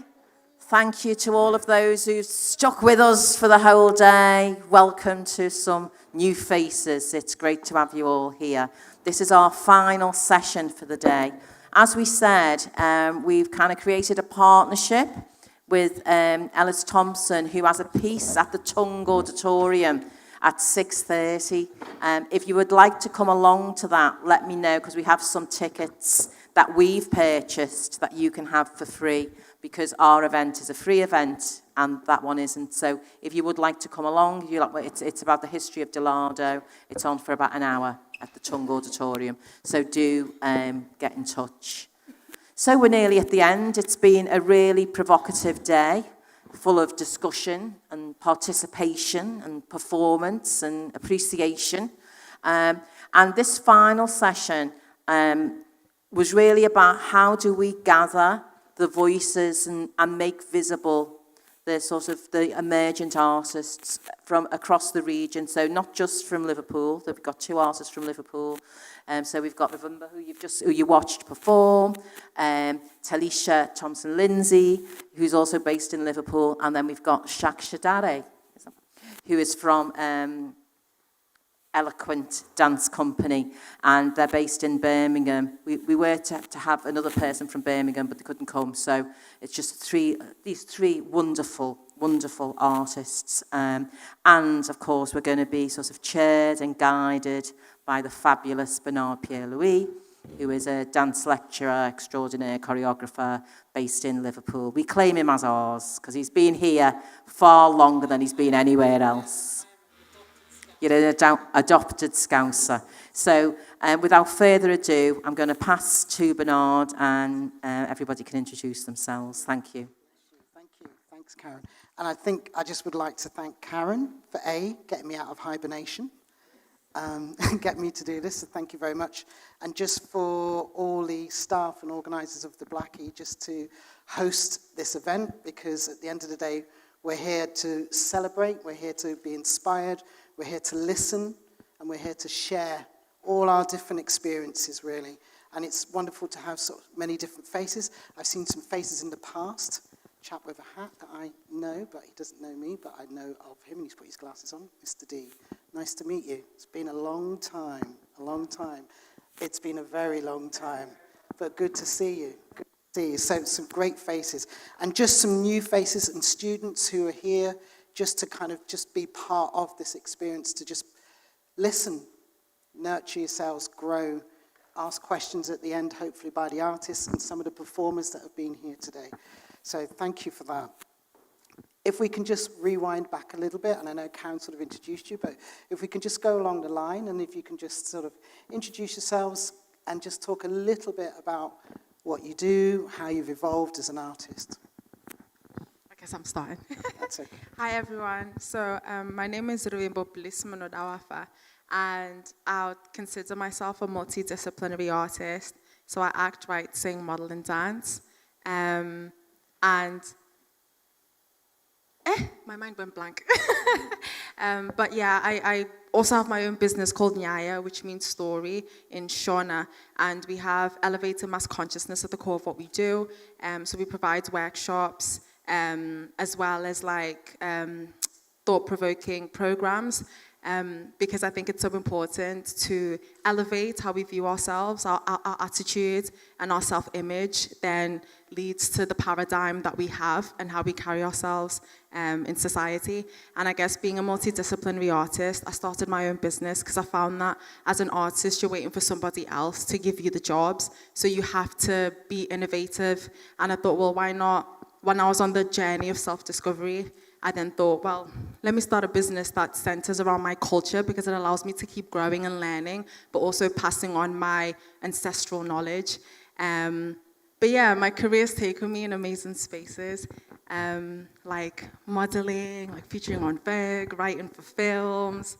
So yeah, it's been fun. I don't want to keep hogging the mic, but I'll pass it on. Thank you. Thank you, Ravimba. Hi, everyone. My name's Talisha Thomas Lindsay. I would say I'm a dance professional, a creative dance professional. I'm someone who's also an adopted Scouser. I moved to Liverpool when I was 11. I was born in Chesterfield. I would say that my dance journey started probably just going to dance school, age 3 years old. I moved to Liverpool. I did dance GCSE. I went to like a dance school. I did a BTEC dance diploma, then I did a dance studies degree, and then I went on to kind of find my way through the help of some of the people in this room, and also just kind of going out there and training with different dance companies around the UK. And yeah, I teach my own classes, choreography, dancer. I've done many different jobs in the community. I've done commercial jobs as well.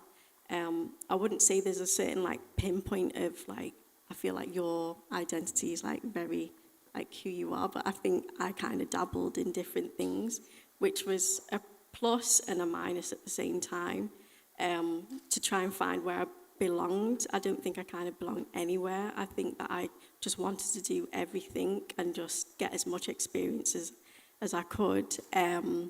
And then, yeah, up to now, I would say I took a break and then I came back, and I've started a collective for dancers because that I feel like I know how hard it is. I also know that it's hard to not know what direction you want to go in, health and well-being, mental health and stuff. it's a big thing, and I wanted to start the collective to help other dancers as well. And also Bernard taught me in John Moores when I did my dance studies degree, and Angie at the back, and Maxine's taught me as well, and there's someone else, there's Karen who's helped me, so there's loads of people who've helped me on my journey up until this point. But yeah, I've trained in like jazz, commercial, hip hop, like I'd say contemporary as well. So yeah, I feel like I'm a mixed bag person. You're not going to just get one thing from me. Pick a mix.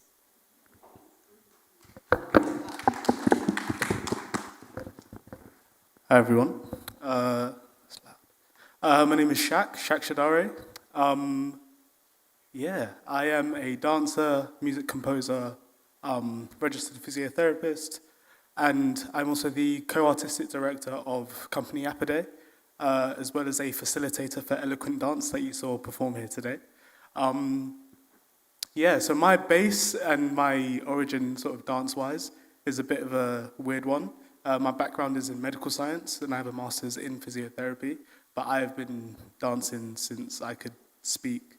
And so it wasn't until probably about 2018 I started to dive into hip-hop theatre and discover the joy of sort of sharing what is quite like a street-heavy, like rugged art form in a space where people wouldn't have the opportunity to experience that, and also giving voices to people who might feel marginalized is something that is very important in my practice today. So with being a physiotherapist, I try and make sure that I am facilitating a practice that is always becoming more safe. And with Eloquent Dance, there's a big focus on me and the other facilitators there to push for empowering young youth dancers and artists and performers. So as well as dance and dance training companies, we also have musical theatre classes, we have singing, we have acting, we have media, film, understanding how to build a business, how to build a podcast if you wish so, how to get involved with community work, volunteering, how to give back to your community, and how to build your community, and that's all about what Eloquent is about. So yeah, that's me. Thank you very much. It's interesting just listening to such a diverse sort of range of experiences, and just something that, just listening to that, in this century there's been such a major generational shift in the way that we are seeing dance, especially from the diaspora, how dancers are beginning to find more independence, whether it's just performative, whether it's just social, whether it's through education. And I'm quite curious, really, of where you see yourselves fitting in to this huge shift, because it has grown, I'd say, probably in the last 20 years or so, that we are noticing much more Black artists emerging. I guess media is one of those things that has been able to generate that, so artists are really equipped with that. But I'm just curious to know where you sort of see yourselves and fit in. Why don't I bat it back to you, sir, and if you can start. Thank you. Okay, so I think at the minute there's a big push on accessibility, and when you look at that push, a lot of it may come from those who have a disability, but there's also a current issue that I've noticed with accessibility for global majority. And so, for example, I feel like my place and where I might sit in that is to be able to take some of the opportunities or the lessons that I've learned from companies I've worked with, such as, like Zoo Nation, and the facilitators, the leads, the choreographers from there, and take the knowledge from that and pass it on to younger generations. So some of the dancers that you saw today are 14, they're 18, 17. So to be able to share that, okay, here is a practice, here's a lesson that I've learned, and here is how you can use it to make your practice even better, how you can use it to share with your peers and to start making art for your own, start making opportunities for your own. That is where I want to sit. I think with me, at this point, I feel like I'm wanting to give back.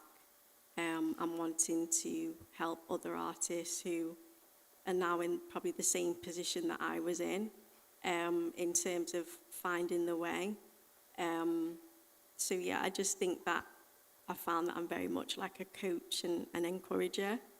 And I think within the kind of dance industry and the dance realm, like, it can be so hard and tough in the sense of believing in self.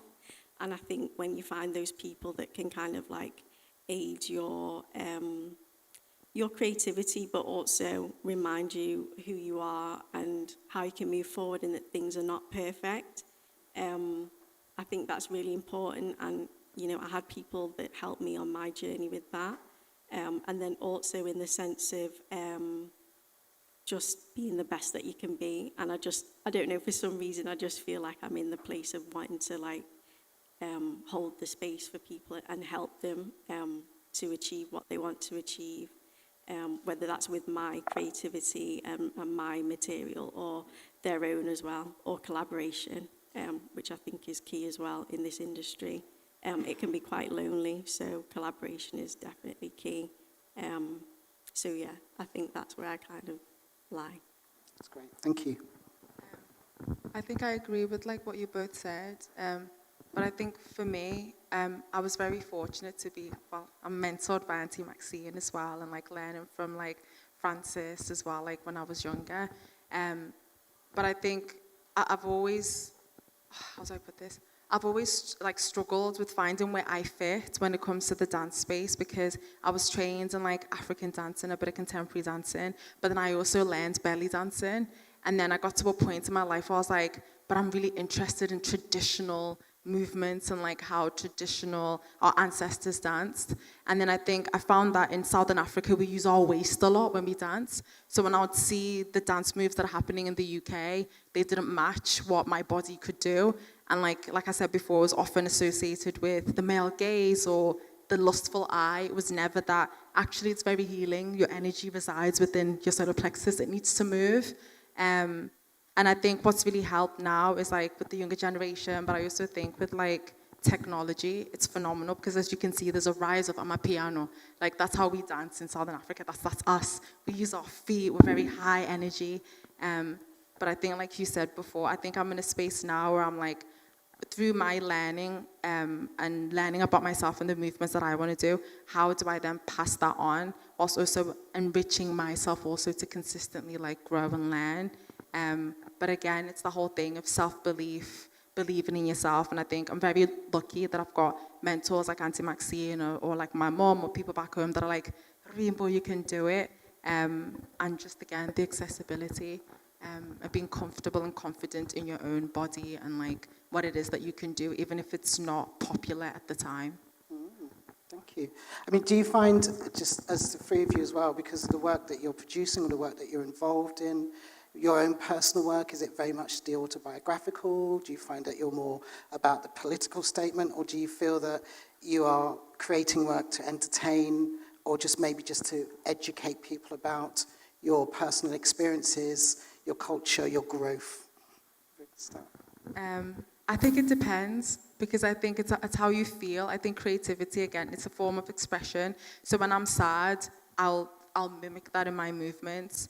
But for me, I feel like I've always said dance is like my first love. Like I feel like nothing else matters, like because it's just me and the music. It's almost like there's a relationship that's going on between me and the music and the instrumentals. But I really do think when it comes to me, it's just about how I feel in the moment. Sometimes I do want to be political, but sometimes I don't want to be, because I think being black is already like, I don't want to constantly have to protect my blackness, and sometimes I just want to dance and express how beautiful a butterfly looks through my body without having to worry. But yeah, again, I think it's just about how I feel in the moment, really, or what I've been commissioned to do. Thank you. Thank you. I think with me, there's two sides.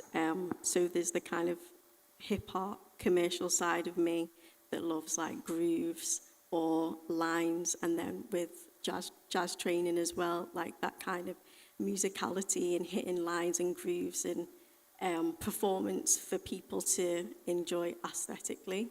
But then there's another side of me. So I had an opportunity to take part in the Leap Dance Festival in Liverpool with TMC Collective, and I wanted to explore the idea of like womanhood and the things that we go through. And I found that between the break that I had, it was a very much, or before the break that I had, it was when I get this and when I do this job, then I'll be satisfied. And when I get this and then when you're thinking about womanhood, it's like when I find the man or when I find whatever I want. And it was always like, you're always preempting and not enjoying the moment. And I think whether you're a man or a woman, you can kind of relate to that anyway. But it was titled Until, and it was kind of just saying, like we constantly say, until I get this, I'll feel better. Until I do this, I'll feel satisfied. So for me as well, I think there's a side to me that wants to discover and is discovering topics that we actually go through and how that can like be put on stage as well. I'm just jumping there because I saw from the Eloquent Company a video online called Woman, which is amazing. If you haven't seen it, type the company in, watch the piece. I think somebody commented that this shouldn't go viral. It's great. It's a very powerful piece, and it should be a piece that should be seen live on a regular basis. It just should be seen live. It's a fantastic piece. So I wanted to jump in there because you gave me a little hint there. Sorry to interrupt.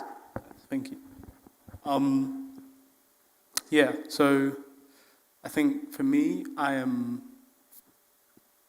as much as I am about mentoring and education, I'm still about growing myself and growing like the seed of my artist, if that makes sense. So right now I'm about training, about getting into rooms, getting into labs, into sessions. Being a student is probably one of the most important things to me right now, I'd say. I feel like that covers everything, because I think work comes and goes, but being a student is one of those things that will carry you throughout your career and afterwards as well. And not just in dance, when you're looking to marry someone, to start a family, to start a business, to anything, any major milestone in life, being a student is what's going to make you more adaptable, more receptible. So that's the pocket I'm in. And that's great, because just kind of following on from that, thinking about education, could we talk a little bit more about sort of our experiences, training backgrounds, if we had? I know yours was much more free-spirited, but some of us have had maybe other aspects of training. So I know if I could speak for myself, and there are some probably more mature people in this room that might recognize some of these names. My experience of seeing black artists, I can go way back to Stuart Arnold, Paul Henry, and there was a certain chap that was here performing, Namron. I did a workshop with Arthur Mitchell in London. There was a Jido. There was many, many different artists there. But again, it was always in microcosms.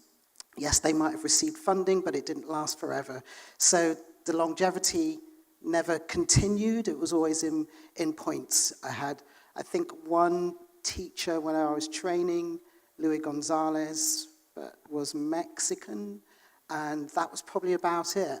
So I'm going way back here. I've got a time machine, folks, so it's going quite a way back for me. But those experiences, seeing those individuals, kind of made me, as you would say, see yourself and go, do I pursue this? Yes, I want to. I want to carry on. So I need to find out what I can do in my body to kind of evolve as an artist, tutor, provider, etc. So if we could sort of go along the line and maybe talk about our experiences from an educational experience. Ravimba, if you'd like to go first, thank you. I think for me, the first time that I knew that I wanted to dance, I could say, well, my training was, I was in Zimbabwe at my uncle's house, and I remember like on MTV, there were 2 songs that used to come on at a specific time, but I made sure I was never late for it, and it was Justin Timberlake, Señorita, and Michael Jackson's You Rock My World. And I remember I think that's like the first time I'd seen like someone move the way they did. And there was a lady that was in the music video, because I don't know if you've watched like the 13-minute video of You Rock My World, and like she does her solo on her own. And that moment I was just like, I want to learn how to do that, whatever that is. Because I think from my perspective, God help me so I can find the right words to put this. I feel like this side of the world, the Western side of the world, things are valued because they're put in a textbook, or because some school taught you, or because this individual that's seen as this phenomenal person has trained you, so that means you are valued as a dancer. When back home, it's a situation where it's like, you have this ancestral knowing. Like, I think for me, oftentimes, I'll be like, how do I know how to do this? I just know how to do that. That in itself is a sense of training. Your DNA in itself is a sense of training. And even just meeting local people on the streets. Like, I remember when I was in Zim and I went to the ghetto of Zim, and I was seeing all these new moves that they were doing that we then catch on to later.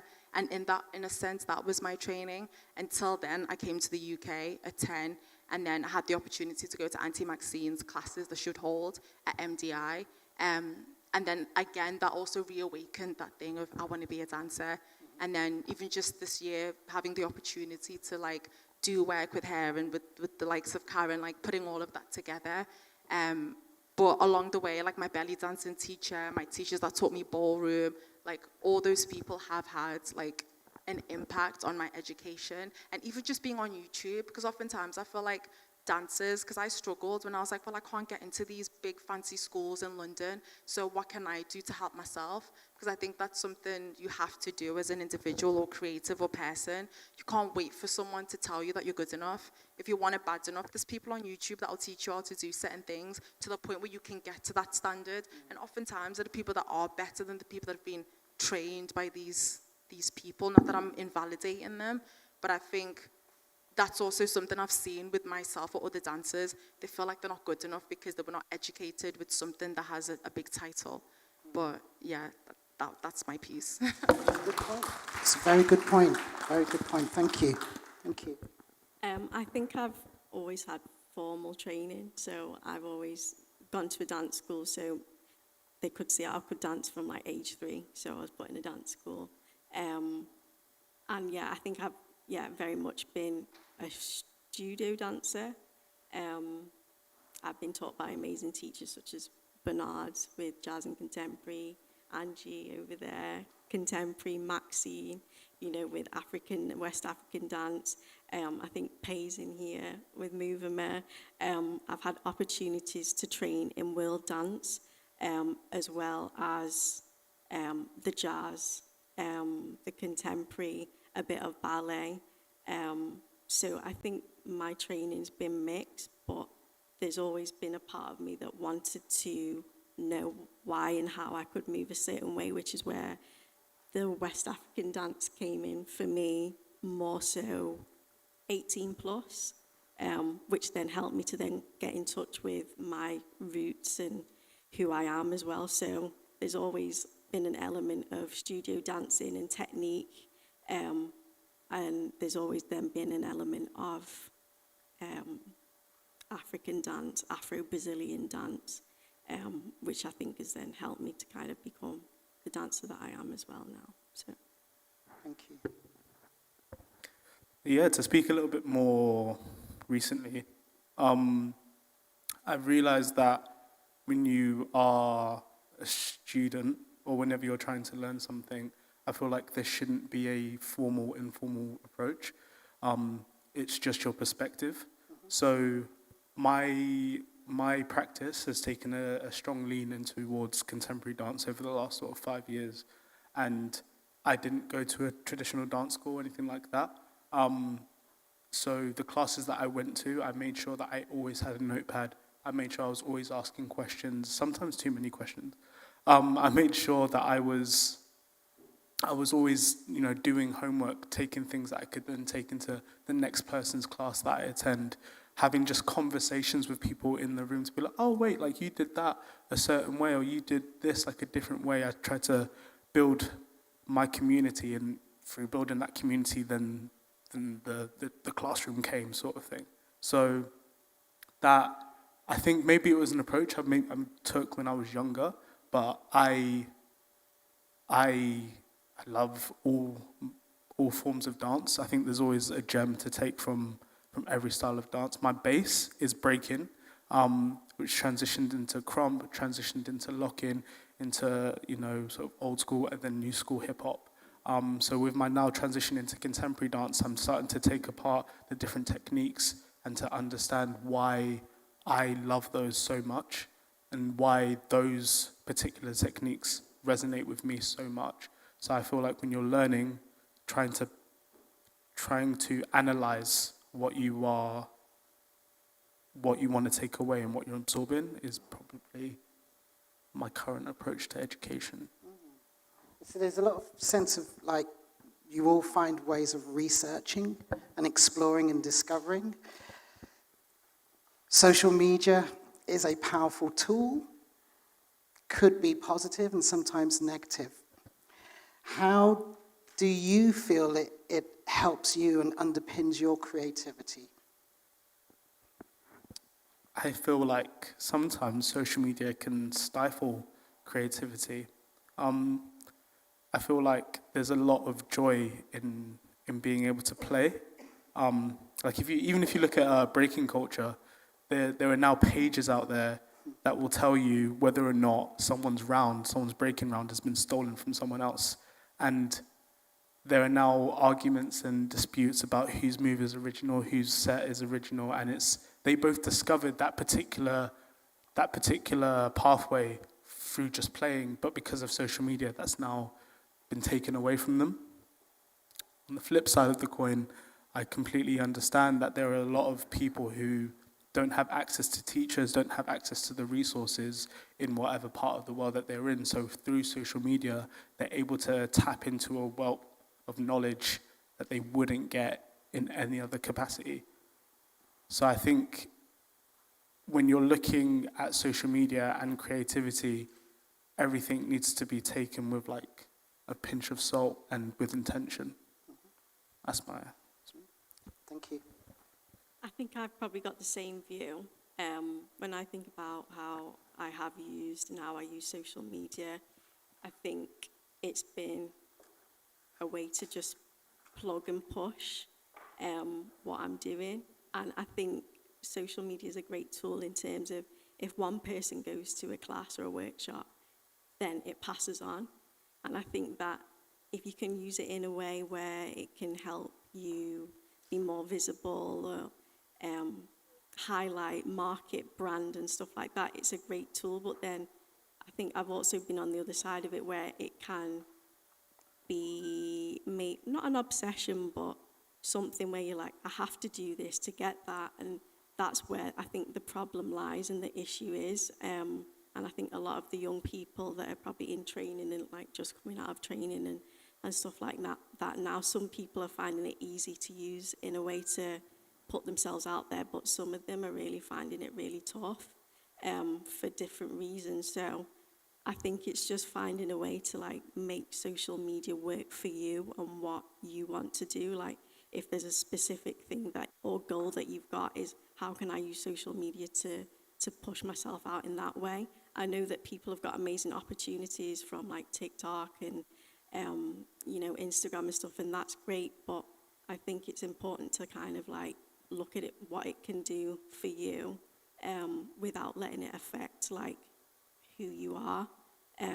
But yeah, I think I've used it in a way to kind of like push out what I was doing and like have a focus, and I think it's a great tool in that sense. Yeah, I concur with both your points, to be honest. But I left social media in 2022. And everyone was like, oh my God, you need to get back on. How are people going to see you? And I used to post a lot, and it was good. The engagement was good. But then I found that a lot of the times, the whole point of what I was doing was I wanted to gain more opportunities. And I found that people would watch my work, but the people that were going to commission me never came from social media. And I found myself like losing myself a little bit because I was like, oh my God, how many likes did I get? Did this dance do well? And then I ended up going through this journey of comparing myself, and I'm like, oh, I mean, her back like bent a little bit better than mine. How do I do that myself? But I think, again, with social media, it's like pick and choose. I do think sometimes it can be a lot because of the amount of information that's there. You can end up comparing yourself to other people. But I think, again, as a person, you've got to discover what it is that you're using social media for. And sometimes, although it's good, sometimes it's better to just literally maybe message people directly. Again, depending on your audience. For me, sometimes it's like contacting people by email, showing them my online portfolio, and that's best for them. But yeah, and I also think there's a lot of dancers that do say, like with smaller followers, that do say when they do something that's original, it gets taken or stolen, and then they see this big artist doing their dance moves, and then that's it then. Like, you don't have the opportunity to even say anything about it because you're just you with your little 33 followers in their eyes. So I think it's one of those things where it's like, you really just have to think about why you are on social media, because just because somebody made it on social media doesn't mean that's your path. So you've got to do what resonates with you. And that's what I found on my journey anyways. Good point. And at the end of the day, I think we should also always see work live. Yeah. Yes. You know, that's the main thing, really. So just a couple more things before we sort of close this, and then we're going to throw the mic out to you if you've got anything that you're very passionate you want to ask these wonderful artists. There's so many different initiatives, sort of projects that are happening around the UK. I've just got a few here. So, for example, we were talking before, I used to work at Dance Exchange, but now it's not Dance Exchange, it's Fabric, which has suddenly, thank goodness, widened the net. Whereas it was very, very selective when I first taught there. You have, organisations, you have IRI, who are here tomorrow night, which is amazing. If you can get to see that, please do. You have British Black Ballet Project, I think, if I'm correct, whereas that's another initiative to sort of give opportunities to actually get involved in a very, very specific stylistic form that not everybody gets that opportunity to do. There's I think it's an undergraduate degree that's in East London, and the name escapes me. I know that Northern School of Contemporary Dance have an undergraduate course as well. So there's lots of different things going on. What I just kind of want to put to you, really, is do you feel that this is something that is consolidated? Do you think this is something that's going to last its time? Or are we looking again at sort of novelty areas of development in black dance? Whoever would like to start? Would you like to start? I think with anything, you have to keep the faith. Like, you never know, like, whether it's gonna, develop into anything. But like, I think it's just keeping the faith and knowing that maybe something will come out of it. I don't know if I've understood your question properly, but I do think it's good that these opportunities that are coming out. And it's just, I guess, finding ways to utilize them as best as you can with your gifts and your talents. But I think one thing I found is, like, collaborations, like, even with this that's going on in the UK. When I was back in Zimbabwe, I think it's like the British Council in Zimbabwe at the moment is doing a lot of, like, commissioning or commissions where they want people, check it out, guys. They want people from the UK to collaborate with people in Zimbabwe. And there's, like, large amounts of money that are available, but it's the whole idea of, like, collaborating with people. And I think back home, people are hungry and they're talented and they do want to put themselves out there. So I do find that oftentimes, even if there are opportunities here, everyone's scrambling or competing, again, like what Miss Nikki was saying before. People are competing to see where they'll fit in. But like anything, you just have to be positive and have faith that it will work, because our thoughts do become reality, guys. We manifest what we believe. So if we change our consciousness and elevate the way we think, then change can actually happen. Because if we all tell ourselves, okay, this is here, but if it doesn't work, how can we all work together? Then that actually helps. Because the world is abundant. It's just we have a lack mindset. Here. agree with what you say about collaboration. I think that's what is going to keep things going. The way the climate looks now, I think being like a single entity is great, but I think joining minds and bodies together is definitely like magic. And I think as well, another thing is foundation. Like, I think foundational dance practice, like, is something that, even though I feel like it's being overlooked, if I'm honest, it's something that I feel people will be able to go back to when what the new is now fails or doesn't work out. I think that, you know, wherever you're at, like whatever experience you've got, like I feel like everyone is kind of like valid to have, and I feel like we need the OGs that have trained in like all these different styles to stay there and be there, and then those of us that are in between to then have you guys to go and check in with, and then for the new people, the new generation to be able to look and kind of know that there's a foundation and a root that they can go back to. And I think, yeah, no matter what happens and no matter what new things come about, I think for me, foundation is something that's really important for everyone to have. Thank you. I 100% agree. I also think past foundation, like strictly dance speaking or creative speaking, I think foundation in like philosophy is important.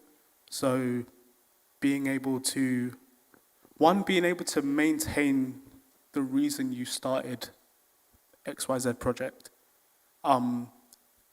throughout, when it's not making as much money, it's not getting as much attention, not able to catch the eye of whoever you are hoping is going to fund your project. Staying true to that project is, I think, what's going to give it longevity. Because then that changes it from then just being a novelty or a commodity of that time. And then also taking on that message and making sure that the people you're trying to apply it to, whether it's your students or the teachers who you have underneath your program, also understand the philosophy as well. And they're not just doing it blindly, like, oh, cool, we get to go to a jazz class, and this is great now because I'm learning jazz and I love jazz. But like, if you can understand where the style's history came from and why it's important to share the history of that style, you'll have a better appreciation for it, but also you'll be able to share that and find like-minded people to help build you, as opposed to people who are going to come in and out. Yeah. That's the food, really, isn't it? History, keeping that knowledge, yeah, keeping that base, keeping yourself grounded. So to sort of finish off for me, sort of investigating, inquiring, really learning a lot from the three of you. Thank you so much for that, and I know everybody else is. What's the future hold? It's the big, big ticket. What's the future hold for you as an independent artist, as a company member? What do you think holds for you, and how do you feel with this huge shift that's happening as we sort of started at the beginning over the last 20 years? How do you feel this shift is going to continue? What if we had a golden ticket, what could that future look like? So if we want to start, would you like to start, Shaq? I'm excited about the future. I think that, we're at least trying to make a melting pot of different cultures and different communities. I reckon a lot of innovative approaches to making art and to facilitating art are going to come about in the future. And I think I'm most excited about that and how I can take part in that, but also how it's going to affect the next, and myself included, generation of artists moving forward. Hopefully there's a lot less beef. I think that's probably the best way to say it. A lot less beef, a lot more compassion, empathy, but also a lot more collaboration. So that's what I want. And I think because Birmingham-based, You know, Yes. there's, Yeah. there's a bigger shift. So I've kind of narrowed it down because we have 2 Liverpool artists. Let's focus on Liverpool. What do you think that future could be? You know, if we had the golden ticket, what would we like to start seeing happen, whether it's individual or from a wider net? Do you want to go, Ravimba? I was looking for the answers. Yes. The first thing that comes to my head is just voices, like speaking up. I think that things probably do need to change a lot in Liverpool, to be honest. I think there were amazing foundations and like projects and different shows and performances that used to happen through community organisations like MDI and, you know, those things that, you know, Karen and Maxine and a lot of other people work so hard with and on. I know that, you know, things are hard for people as well since COVID, but I think that speaking up and having conversations and people staying connected. I know I went on a Zoom with like Movement. They were talking about, you know, things that are happening in the industry and having different artists to share their experiences. And I just think that the more that we talk with each other, the more that we connect with each other, the more that things will change. And I think everyone deserves a voice, and I think sometimes it can boil down to just being like maybe 1 or 2 people speaking up for like a whole industry or whole city, and I don't think that's the right thing. So I think that the more people come together and speak up and create those connections, then I think the future's bright. But I think it's a matter of like just coming together and speaking up and making change and taking egos and pride and all that stuff away so that things can progress. Hear, hear.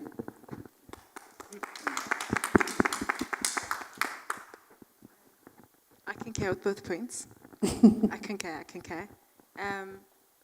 I think for Liverpool, the opportunities, for example, I think I'm very fortunate. Hi, Auntie, I thank you. Hey, Auntie Maxine. Hey.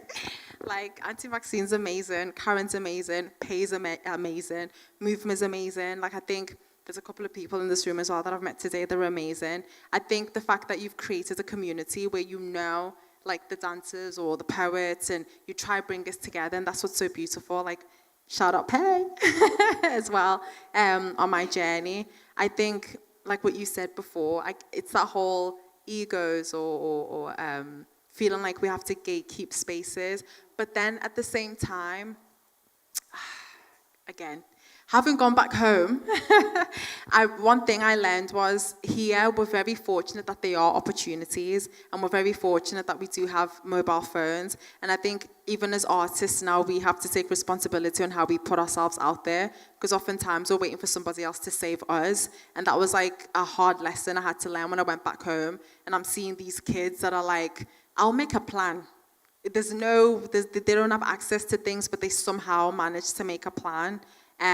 So I do think, like what you said before about voices and our stories being told, like we all come from an amazing, rich heritage and ancestral line, like what we saw before with the Black Victorians. I think if anything, we've got our phones. I've always said like for me, my future is like, I would love to do like more storytelling, dancing, where I tell stories, where we focus on other things, whether it's like the love that happened or what came together for us to exist, like those light topics as well. But it's also seeing what we can do as individuals. Like, if you're a dancer, how can you maybe learn about the traditional dancing that's going on back home? Because I think that's what people gravitate towards, things they've never seen before. Because I think nowadays, everyone's trying to make something that's viral. Everyone's trying to do what everyone sees, and it's like, we've seen it before, like, what's different? Like, and the thing is, we're unique, we're all unique, and it's like tapping into that. And I think Liverpool was so lucky because it's so diverse and so multicultural.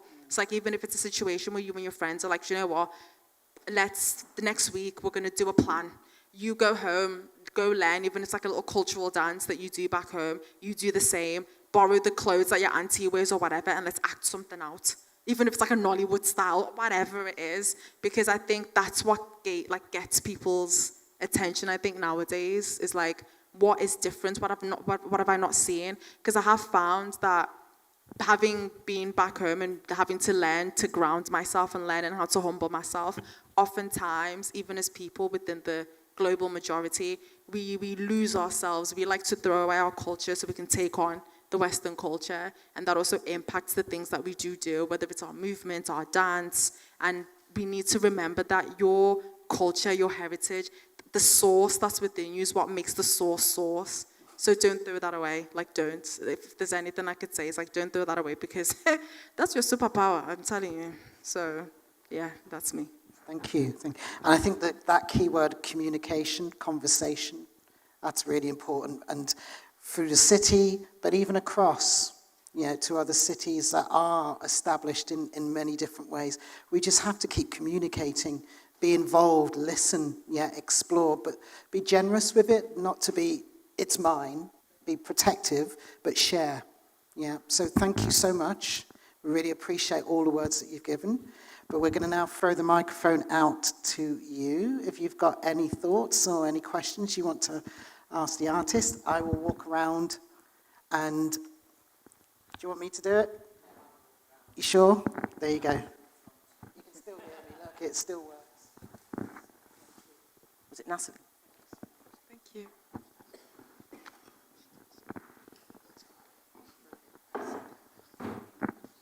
Thank you. It's so good to see the future generation sat there and listening to what contribution you have. So obviously there are a lot of young people here in the audience. If there was one thing you would say to your younger self or the younger generation that you've learned along your journey, what would that be?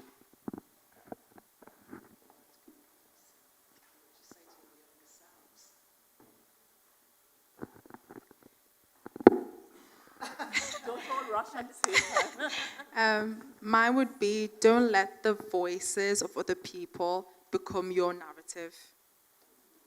That's it. Like, don't let someone else's lack of understanding or knowing of who you are and your culture impact you and what you want to do. Because when you get to that space, I'll be like, you're not able to then get yourself out of that shell, because now you're thinking, am I good enough? Am I worthy enough? But this person said I don't look as good as this person when I do this dance move. And it's like, babe, you're fine. You're good. That's mine.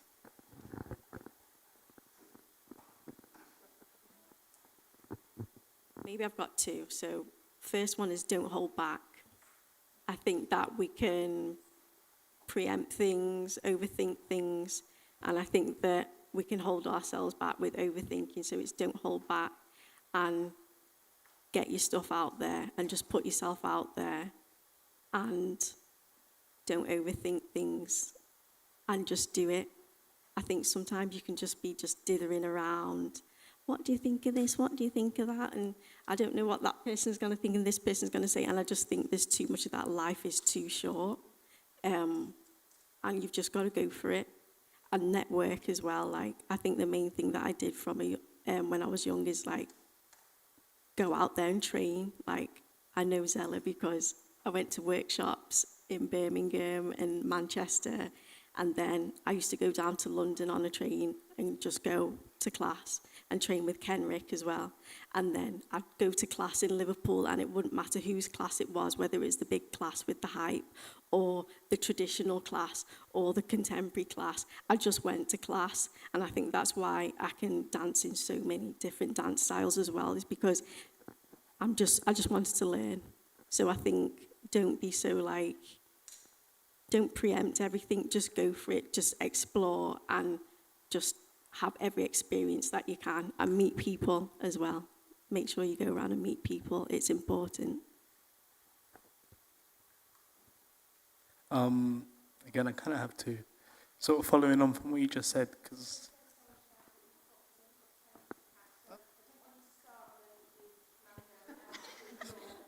okay.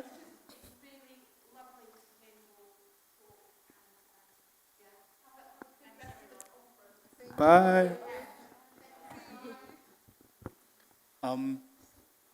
So yeah, I have to. The first one is, I forgot. I love that.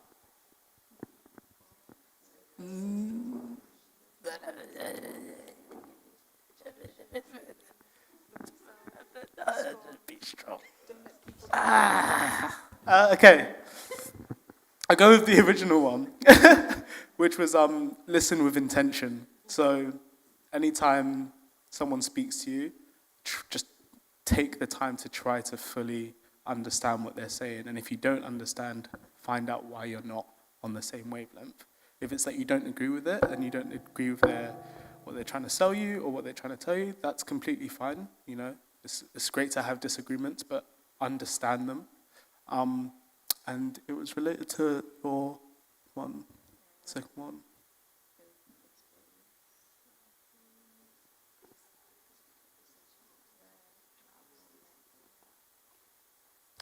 I can't remember it, and that's okay. Yeah. Just one more question, and then we'll have to bring this to a close, because some people will be going to the Tongue Auditorium. Don't know how many times I'm going to say that. I've still got some tickets left. Is it relevant? I'm sure.